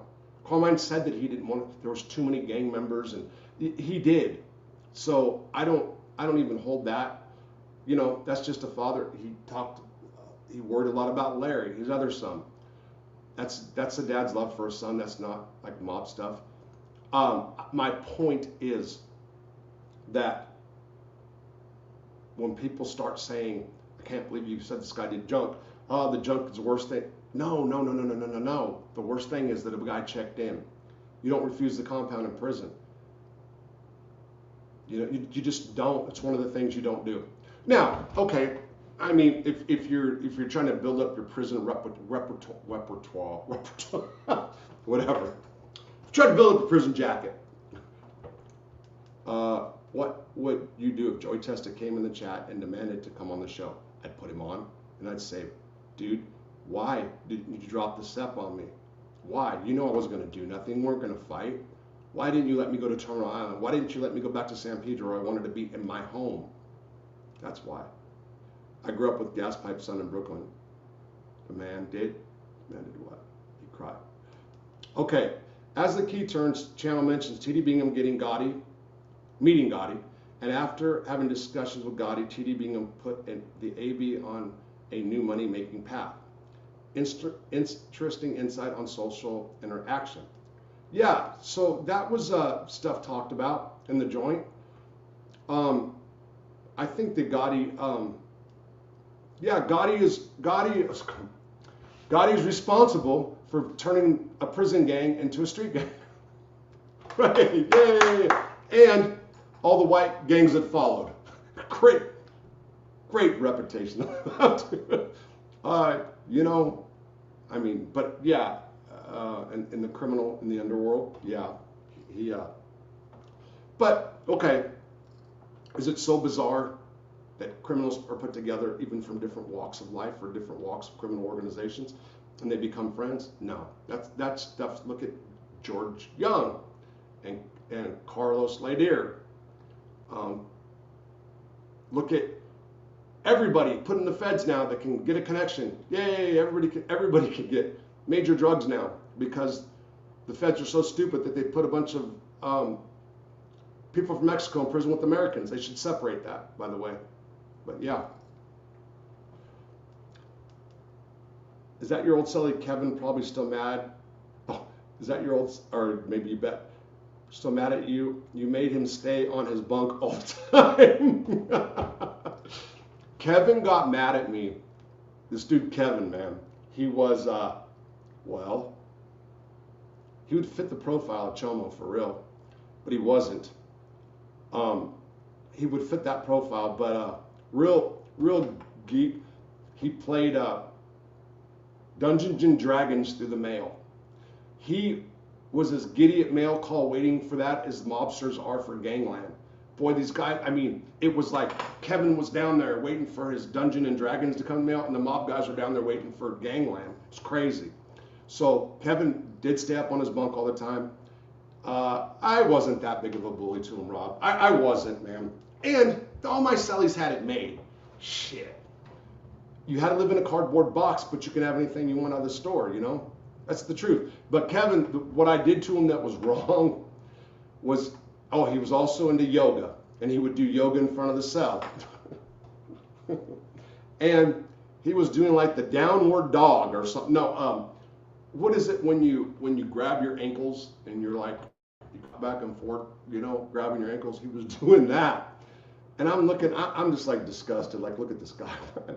And I stepped on his butt area, and it like hurt him, you know. I didn't mean to do it, but I did it kind of. I was like watching Prison Break or the OC. We were watching one of those two shows. And I was running to get a soda or something, so guys would come to me wanting store stuff. Usually I just told them to go grab it and mark their name on the list. But I was running to get sodas or something, so I was in a hurry, and I was running, and I seen him doing that, and as I was running, I stepped on, it hurt him. I heard him he was hurt for a couple weeks, you know. And then, you know, he went to Canaan and became like this huge iPhone. You can do everything. Yeah, I'm going to do like a video, just show. It's very simple. People don't know about that. A lot of people don't know about the recording stuff. But yeah, Kevin became a major winemaker and a shine maker in Coleman and crazy stuff. What's the difference between the AB and the Dirty Wipers? Totally different groups. Totally different groups. The Area Brotherhood were out of California originally. See, he asked really civilian style questions with a thirst for knowledge about inside of prison. He is, what was your comment? What's different? Oh, the ABs. California prison gang members of which entered the federal system, formed their own federal branch of the ABs. The other gangs after them, Dirty White Boys were a softball team, became predominantly out of Texas, became a prison gang. Some of the Dirty White Boys became ABs or aspired to become ABs. Some people would say the Dirty White Boys were flunkies. That pretty much stopped. Robert Wolf, Big Mac was in Big Mac and I think Bingham and Mills were back for a trial. They were trying to get dudes to hit Dirty White Boys in California, dudes to hit the DC dudes. And for whatever reason, Robert Wolf said no. And yeah, but there would still be Dirty White Boys that were becoming ABs or aspiring. We talked a lot about hitting those dudes and all kinds of other stuff. Two different games. Rob, you need to get Leon, the black guy, back on. Change up the tone. Let's get some. Leon was crazy funny. Whitey Bulger's fan, huh? From when you first went into the day you got out, what changes did you go through? What is your social skills sharpened in this time? For example, seems like you would make a good salesman. What, a used car salesman? Which my attorney and former wife called me at one time. I've always been exactly like that. None of that changed in me. I've always been the same person. I think anybody that knows me would say the same thing. And could be not a good thing. That can be an immature thing, okay? I just watched a video that had me nailed a little while ago, and it kind of shocked me. But it also made me realize that I'm taking the right steps right now. So even without watching that video, I was almost traumatized by this video. No counselor, no psych, nobody ever pegged me like they just did in this video. And it is a personality type, and it is not a good one, but there is promise for this personality type. And I, unbeknownst, without ever seeing this, I'm on the right path. But I'm still making some mistakes. Maybe I'll do something about it. I don't know, it's pretty tough. We'll see. You don't ask questions because you don't ask questions. Jack, did you ever meet a guy? No. Did you ever hear of white inmates that were drug addicts referred to his... Did you ever hear of white inmates that were drug addicts referred to as needle Nazis? No, but that's pretty funny. I haven't. That's a real good one. Most of the stuff you hear about Tommy Karate is bullshit. Jack, I agree. Rob, you're hilarious. 118 in the chat. Hit the like button. Please. Primo. I don't even know what like button. Okay. What was the reason why some of the riots popped off? What was the standard operating procedures for the CO when... Okay. See, Lonnie. What What was the reasons why some of the riots popped off? Heroin, or Aryan Brotherhood and the DC black dudes. That was a long-standing issue. Riots don't pop off like people think. Well, it can, but not like TV stuff like you. Well, Sebastian Ken in jail that one time did, but the standard operating procedures for the CO. So in the USPs, they can shoot you. They say, they put out recordings, lay down on the yard, and then they do it in Spanish. And then after there's a riot, they'll come through the next week and tear apart all the cells. And then they'll get with gang leaders, usually, and try to figure out what went on. Or they'll okay, so if it's one that they don't know about, they'll interview everybody. Every time they interviewed me over any situation, I always told them, where were you? They always say, well, so where were you when this happened? I was in my cell reading the Bible. So I said every single time. Gotti flying the Iraq flag is the best prison story ever. Most guards were retired military. That's pretty funny if that's true. That's a good one. How did the conversation when Bernie Madoff said that he was a racist and didn't know it, and he wished his wife, how did it begin? Just walking on the yard, and he just said that I never realized it till today I'm a racist. He was discouraged with black people. So he got into it. He got slapped one time, from what I understand. And then one time a kid sat in his chair and he pulled the chair and the kid fell on the floor. Some of the younger black kids tend to be loud sometimes. In that block where he was at, and it was a quiet block. So there's, it was just, he just popped off with it. It was just out of the blue. It was out of the blue. Rob, how was the Boston guys? Great. I got along great with the Boston dudes. I said it before, the Boston guys are the closest to California dudes. They're not on the down low about their drug use. The mob guys love hearing about themselves. Carmine was a gentleman. Yes, he was. Gotti said Persico was a rat. Gotti said Persico was a rat. And then I know Vic Arena tried to come out with that. And then people, I don't know the comment I made. I wasn't saying that okay, if you're a rat, he spent his whole life in prison. That wasn't a very good rat, right? The only thing I've ever said, and that goes with,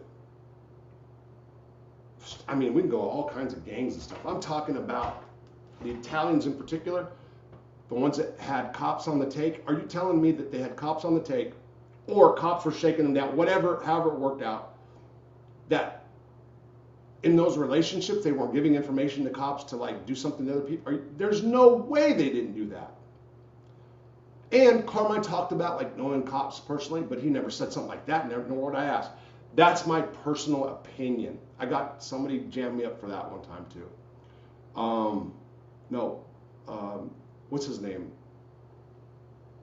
Scarfo, Vicky, the guy, the boss from Philadelphia, Nicky Scarfo or whatever. He called Carmine a rat. There was like a wheelchair war of words. When walking around Leavenworth, do you feel a sense of impending violence at all times? No. In fact, in prison, here's one of the nasty, dirty little secrets. The sounds of laughter far outweigh the sounds of blood-curdling screams. You can feel the tension when things are jumping. You can feel the tension. You get in tune to that environment, you know. You learn how to read people really well. Even out here, I think I've always, well, anyway, yeah, you learn to read people. Jerry Capici is harmless, but Jerry Capici is more, he knows less than nothing. He probably has rats calling him and giving him, for sure he's got active mob guys that are feeding him information too. My point, let me check this chew out, excuse me. Bad habit. Terrible habit. My point with Capici is just to point out that I know he's a one source guy. He'll run one source, no problem. I'm not saying I wouldn't on this channel. I'm not, I have, right? I try to, thinking about the bigger picture, me going back into journalism and writing freelance and stuff, I try to, well, my brain automatically sometimes thinks like that, you know? Okay, let me back it up. This person said, well, in fact, today I'm talking to somebody about something that happened at Victorville. He's got a certain time frame, and I've got something like a certain time frame, and we're working it out. The story's there, you know what I'm saying? So, but Capiche 100% ran with Frank Morocco's story, one source story. So my point is, I had to spit that out so I can reach that. I'm sorry. My point is, the dude will run with one sources, and all those guys that were waiting on him, a lot of it was fluff, I believe. It's got, you know, but I will say, got to say this for Frank Morocco, who wrote that story, spot on.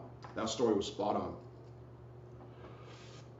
I forgot about Pino. He's a very nice guy. Probably killed a lot of people, but he was always nice to me. He was a nice guy. Just won't get out of myself. Piece of. Okay, Jimmy, you support. Okay. Having a conversation with Cheney soon would be pretty interesting. The things that you would say. I would try to meet him. He is out, and you obviously, I know where you live now. State.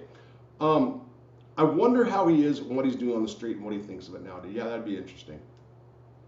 Again, the SAC dudes, say what you want. I know one of my bros, it's like, SAC dudes, blah, blah, blah. SAC became something in prison. 4 of them were on death row, got off because of Biden, whatever. Yo boys, grew up on Yo MTV Raps, we're Bloods. Yo. And we're Bloods on the street. And then they went to prison. From my understanding, there were some California Bloods there. They didn't like them saying the N-word. This is what I was told by one person named Victor Bucci, who was a known rat out of Utah. And then there was a white guy from California who had the white material, the 88 Precepts and all that, just all the white literature. And then they decided to get white instead of their little We Are the World gangs that they were in. I don't know. I shouldn't downplay it. But anyway, what they did in the feds, the way they blew up was crazy. But there's so many prison gangs in the feds now. And whites are worse than any. The whites are the worst. It's prescribed neuron in a day. Okay, so we're way back there. We have bodies dropping here in Sydney every other week, sometimes weekly from organized crime here. The last one happened 900 meters from my house. They're getting smart now, Rob. How about with all the cameras? Dude, so Australia, if you guys don't know, I have been, well, it's been a few weeks now, maybe even 3. I was like, no, it's a couple weeks. I was so infatuated with Australian crime. Brad's from Australia. He's a real infamous bank robber, by the way, if you guys don't know. Brad Nicoladius. Man, they're fucked up. You guys got some issues down there, man. Yeah. And ICE is just not nice there either. And I still can't believe that all the people in Fiji has a bad ICE problem because of the Australians. Hold on. 8 a day is what I meant. Yeah, okay, you're talking about the Suboxone. The assassins now wear ponchos covering their bodies, so there's no... Okay, gotcha, Brad. Does Benny have a father? Benny was raised predominantly by a stepfather. His father was in the mob doing time, from what I remember. Every time you see 2 getaway cars being burnt, you know it's a hit. Whatever happened to... Oh, we're too far back, Brad. Chappelle Corby or whatever. Steve, did she ever say that she did it? Rob, have you heard of a group in the feds go by the 03? I have not personally. Casper's father, I believe, was Preston, who was okay. There you go. What up, Primo? Stephen Frosty was Benny Selly just now in state. Look him up. Okay, so child molesters. Okay, I got you. Okay. Have you ever in the pen laid down at night and had an emotional experience, whatever that may be in any form? OG Mike, by the way, I just saw you donated. Just wanted to leave a tip for the content. Thank you, bro. Okay. Emotional experience. I'm sure. I'm trying to be serious and think about emotion. Yeah, Off the top of my head, I'm out of heroin. It was emotional breakdown. But Lonnie, good question. I just not off the top of my head, but for sure. Forget the pen. I will say this. I had somebody that knew Obama. They went to the White House every 3 weeks, a couple times. Went to the White House. And leader of the Labor's Union, Labor's Union North America. My dad was a Labor's Union representative in California, business manager at a local 802, Wilmington.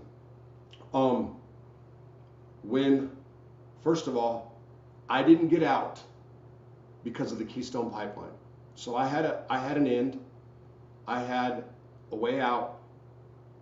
That was my commutation did not. I sent one to the pardons office like you're supposed to, and I sent the other to the White House General Counsel's office.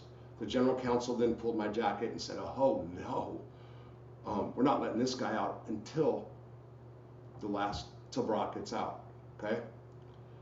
And then one day I was taking oxys at the time, and it was at 5 in the morning, and I probably couldn't sleep because I couldn't wait to get up and feel the warm fuzzy in the morning.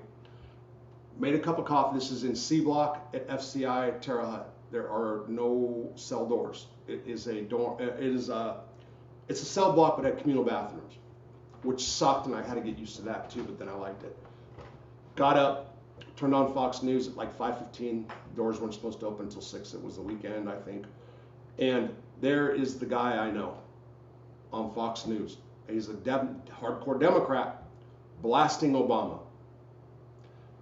And I remember drinking my coffee and I spit it. And what happened is, right when I saw that, I immediately ran to the phone and called called Arkansas and tried to get my dad out of bed, not thinking that the telephones didn't turn on until 6. I was like punch drunk. And then I called my sister. I called my dad. They basically hung up and said, "Don't worry, it's politics. Don't worry about it." Called my sister in California. Did the same thing. A week later, the guy got a hold of me and said, "You're done. You can't." They denied. They're not going to let you out. They had a falling out over the Keystone Pipeline because of they promised the Labor's Union. Brock promised the Labor's Union that they'd run that pipeline. They did not, and I was caught up in that. And then when Obama didn't let everybody out, I would have offed myself if there was heroin. I looked for it. There was 2 days prior to it, and I kind of always had a fantasy if I was going to do it. I knew the way I was going to do it, and 100% would have done that at that time. 100%. So that was an emotional breakdown. Thanks, and thanks, OG Mike. I appreciate it. Do you know much about the Boston car? How they run like USP Beaumont? Yeah, so Boston Car was a big thing. They did have a big presence at Beaumont, and they did run Beaumont. From what I understand, I was not there. The gabapentin, they were giving it out in blister packs on person for about a year before they realized that everyone was getting high off them. Same with Suboxone. They never started urine testing. Same thing. Yeah, they did that in the pens too. What books do you recommend reading? Mein Kampf, 48 Laws of Power, Illuminati. What books do I... You're trying to be a white gang member in prison. So a lot of people read the 48 Laws of Power. I've never read Mein Kampf. I started to. I never read it all the way through. Okay, I've read the 48 Laws of Power. That was, and Machiavelli. For white prison gang. Wow. Sun Tzu, Art of War. Yeah, that's.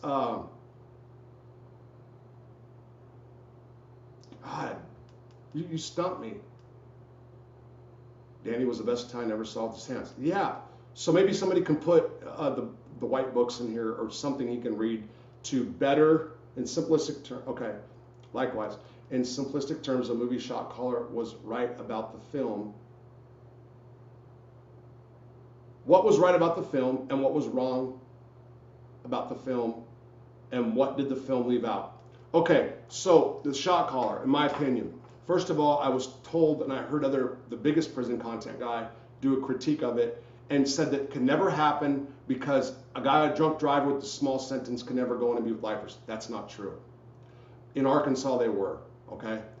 So it's been a while since I watched that movie, but they got, like, it was unrealistic that this guy was going to go back to prison to go avenge.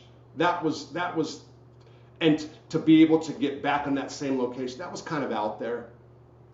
Man, it's been a minute since I watched that. Convict or Convicted or whatever, that movie touched home a little bit because of the relationship issue with the guy. That movie was pretty good. That movie was close on a lot of stuff. And at Calipatria or Corcoran, they were having that where they put the guys in the rec cage together and made them fight. That happened. Dante comment, OG Mike. Oh, OG Mike put a video out tonight, you guys. You can put the link in it, by the way. You can do that. I ask a lot of sexual questions because civilians view sexual assault as one of the same as in prison. It's BS. Yes, rape does happen in prison, okay? Not like people think. And back in the day in Arkansas, it was on and popping. That's stopped. The PREA laws did it. I don't know. Oh, the gangs stopped a lot of that in Arkansas, I know. Tony Roach, Rampino was a junkie. Even Lucky Luciano apparently had an H habit very early in his life, but kicked it too early. Late 70s and 80s. A lot of wise guys were using coke, not the old timers. Yeah, great. Yeah, A77, and I get it. I get it. Yeah, so again, yes, coke was a party drug and it was very trendy. I bring back the same examples. Fentanyl, with all the rich kids down in Dallas, is a trendy party thing. They were all in similar, all these kids, man, which is nuts to me. But people start discriminating against drug types, and I get it. I'm from a culture and friends that would never ever consider doing heroin either. I get that, okay? But my point is again, look at the other guys and what they've done, and it's okay what they've done. But these guys that got used junk and had good head on their shoulders and made it through, or were depressed and made it through. Yeah, I just don't. Love, protect gangster warriors, President Donald Trump, Joey Jack. Okay. Okay. Did you ever feel the need to do harm to a guard? Yes. Yes. Yes, I have. Yeah, to like a unit manager for not putting me back in my cell. Adamai. And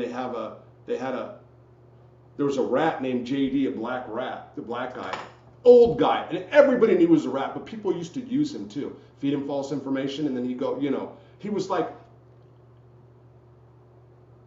he would be the house guy in the house boy in the slave days, you know what I'm saying? JD. If people are loose, they know who JD was. He heard a conversation and told sources that I wanted to hit Adamai. And when I got transferred from Butner on the plane or the jet to, from Lewisburg to Butner, there was a big warning. This one wants to kill staff. Literally said that. I'm going to get my jacket, by the way. I'm going to file under Freedom of Information and ask for Robert. We'll see if we can get our pal Joey up in there. I don't know. Geritano's still alive. How do you deal with the loneliness in prison? Heroin. That's how I dealt with it. If the ABs can't you when you first come to prison and ask you to join them, would you? No. I'd never wanted to be in a prison gang. It was Swivel's fault. No. No. They're just going to come up. They don't just come up and ask you to join. That's not how it works. That's not. Maybe some other prison gangs might nowadays. No. You were a good cellie as long as they didn't need lockers. Yes. USP. Yes. USP. How did your Bobby Mann was granted compassionate release? Somebody told me today that watched James Proctor. And James Proctor, by the way, I'm going to give James Proctor a shout out and his props, even though whatever. Okay. James Proctor has Pacer. He has alerts. So everybody that has anything to do with mob or mob associates and something happens on their case, he's alerted. If it's 3 a.m, he's up. He's alerted. So James is on it. Okay? I'll give him that. I know that for a fact. He's on that. Yes, Rob. What was your first interaction with AB's Big Mac? Hey, Lonnie, didn't you ask me this last time? My first interaction was like I was on the, and I don't mean, I'm just saying, you said this before. He got off the plane. I was on the plane with him. I came in with him, and all the guards wanted to blow him.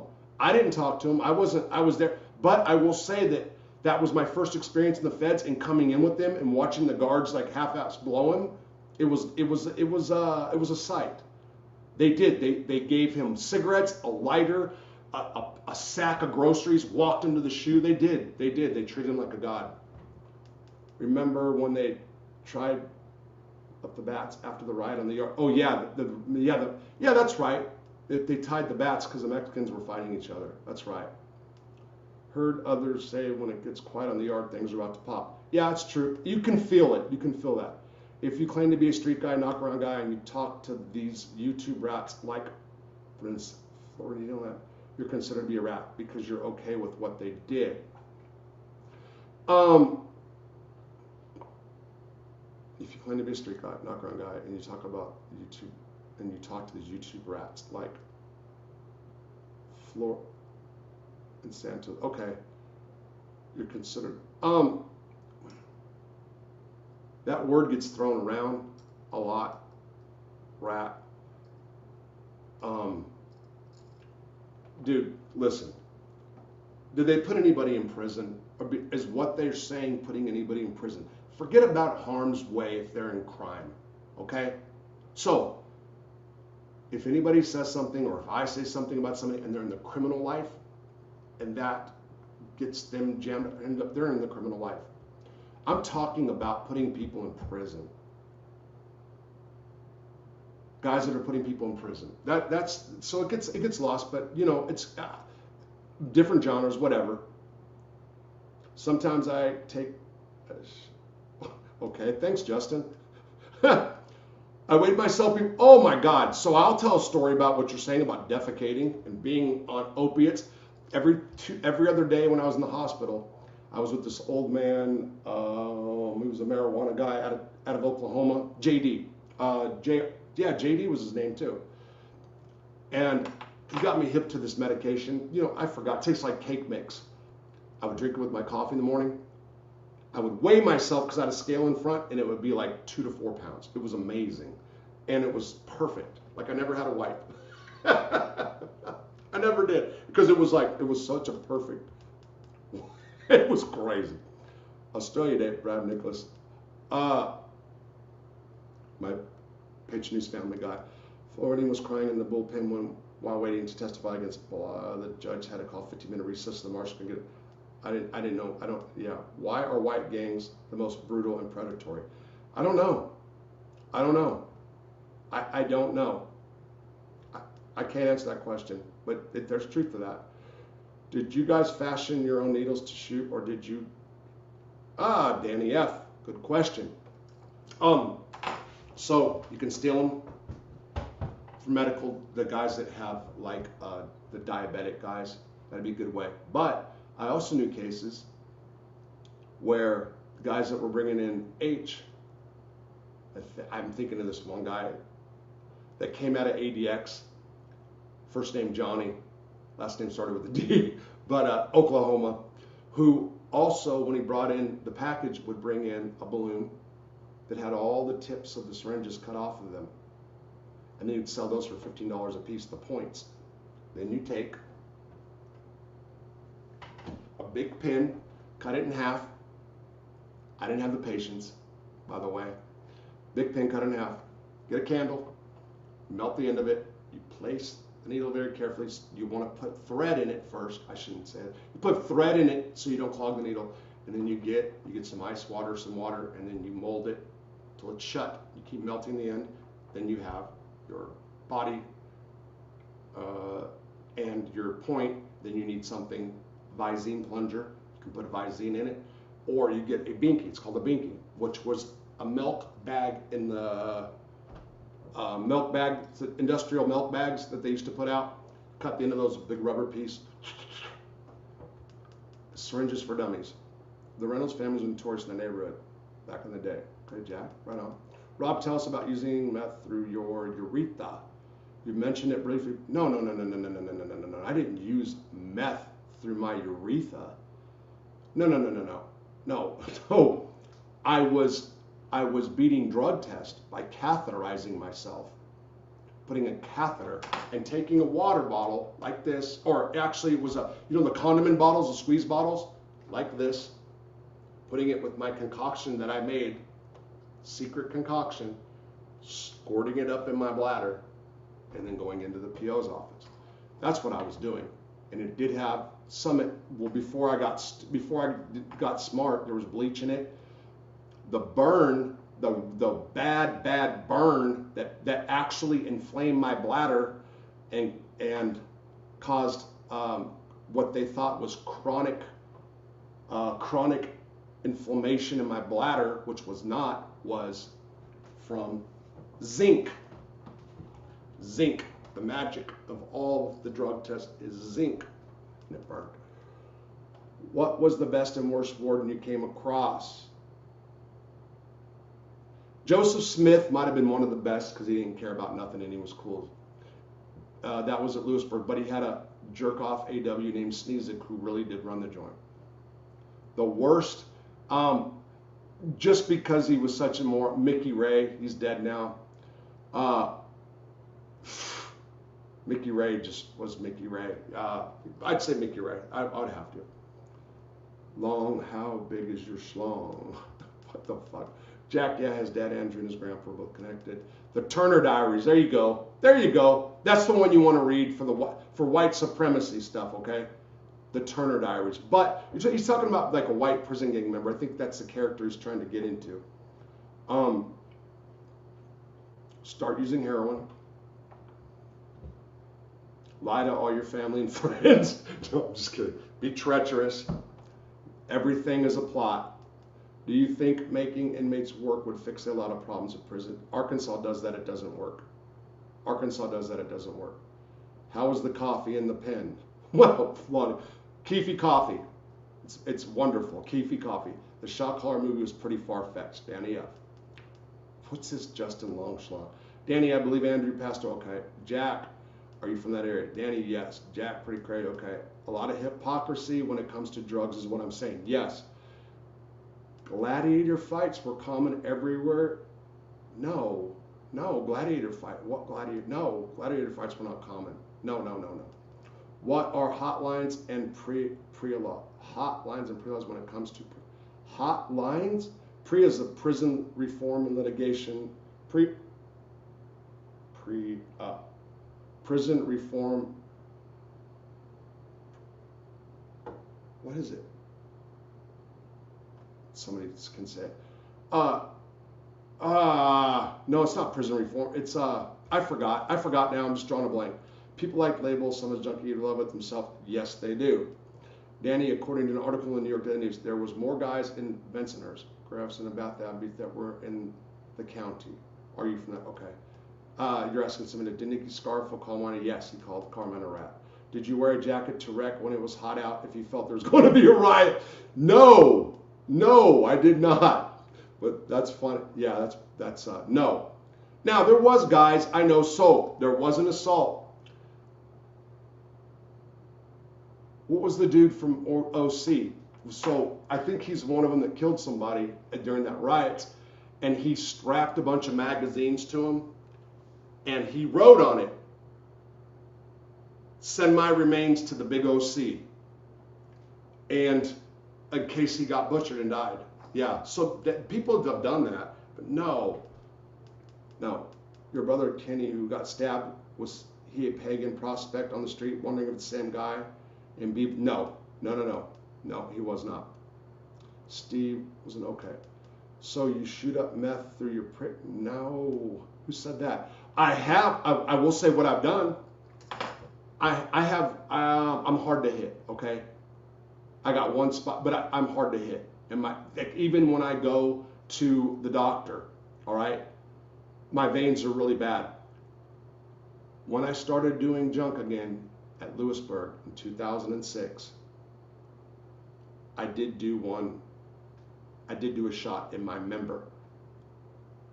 I didn't put it in my vein, I put it in my tendon.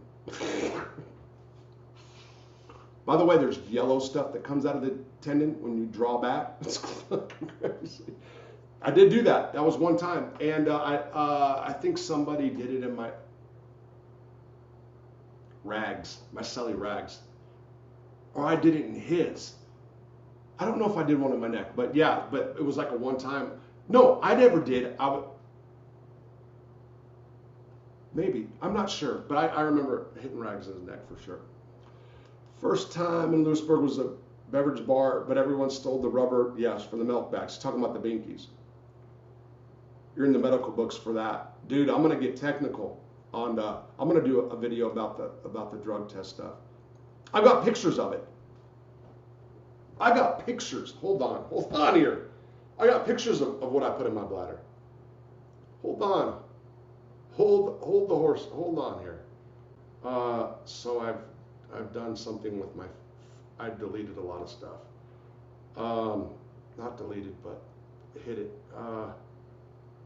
Where is it? Oh man. Was it with? Oh shit. I don't want to. Oh, I hate that.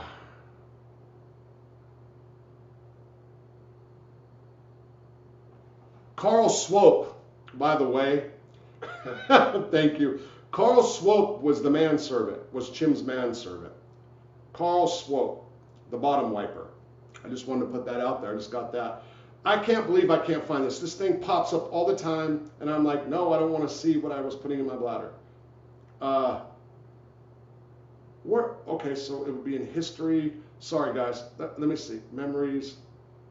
That's terrible. I hate those memories. No, I love those memories. I hate the shit that I did. Man, I mean, I can't stop making this thing pop up. Here it is. Here it is.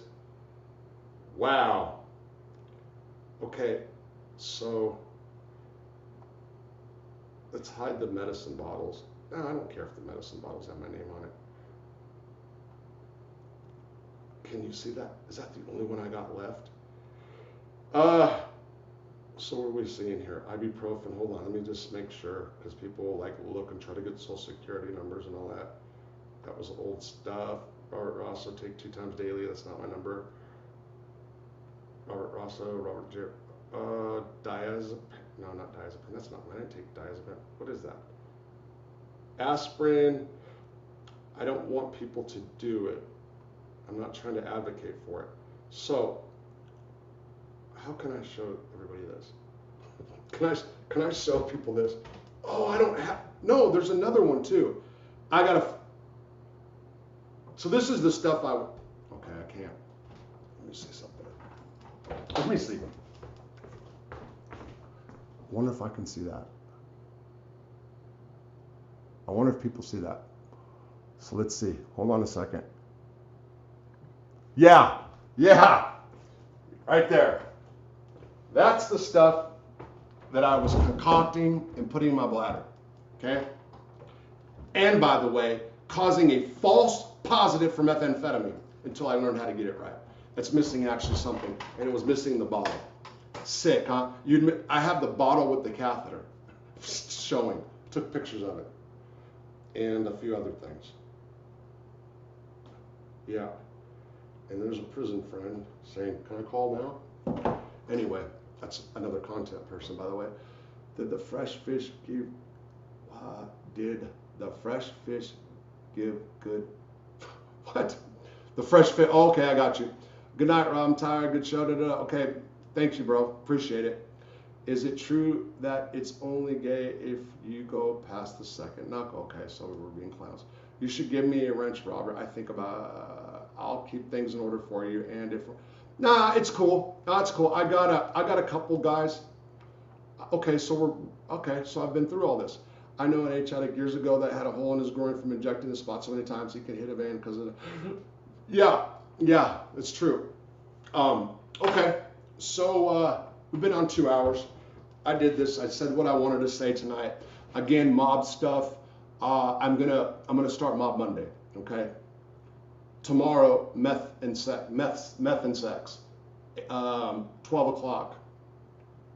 We're not just talking about the acts itself. I'm talking about we'll get into it. I'm learning as it goes. And the reason is because, man, you know, it can really destroy people. You know, it's full disclosure. When you first do it, you got the right partner, whatever, and you start doing that stuff, it is definitely an enhancer. The problem is that when you're on that stuff and you're doing things and you want to go further and further and further and get kinkier and da da da da, you know, and I can't help but I say this too. You look at all these freaks, these people that do this crazy stuff, these guys putting girls in cages, or these women freak. I was watching one the other day. This girl was pretty. Her and her dogs. It's like, what? Meth. Meth, man. It opens up these crazy ass doors. I'm going to tell some stories. I'll do personal stuff. Being in a tree naked for 24 hours. But anyway.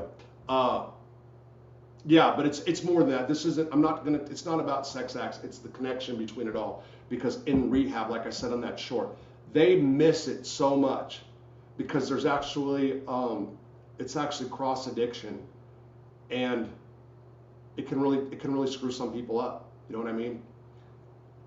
So anyway, that's my topic, and then we'll go over, anytime I do addiction recovery, I will only answer questions based on addiction and recovery or drugs, okay? So I'm gonna do my spiel, talk about it, and then we can go wherever we want. I'm usually going to try to do from 12 to 1, but I don't care. I don't have much of a life right now, so I can do whatever. And that's where I'm going to go. Thank you, Primo. Thank you for the members, gifting memberships. Okay, hold on. I'll answer a few more. First time driving a car after you got out. Like I never left, Lonnie. It was no big deal for me at all. Did your brother dodging the piss? What? Did you bother dodging the piss test, or did you just take it as a... Man, that's funny because if he's still listening right now, he'll tell you that he hated that I just tried not to beat him, like I didn't care. I did beat piss test. I absolutely did. But I was a quitter. More times I was like, fuck it, you know? Okay, fuck it. So, yeah, it's a bad trait. It's okay until you break the jumper cables, then you cross the line. Do you see yourself as a truck? What? As a truck? Where did that one come from? What, Lonnie, what? You were doing so well. You just went left field, okay? But it's cool. Is it true that Jimmy is really a good guy? Jimmy who? Ida? Yeah, pigeon guy. Anyway, I'm gone, you guys. Thank you. Have a good night.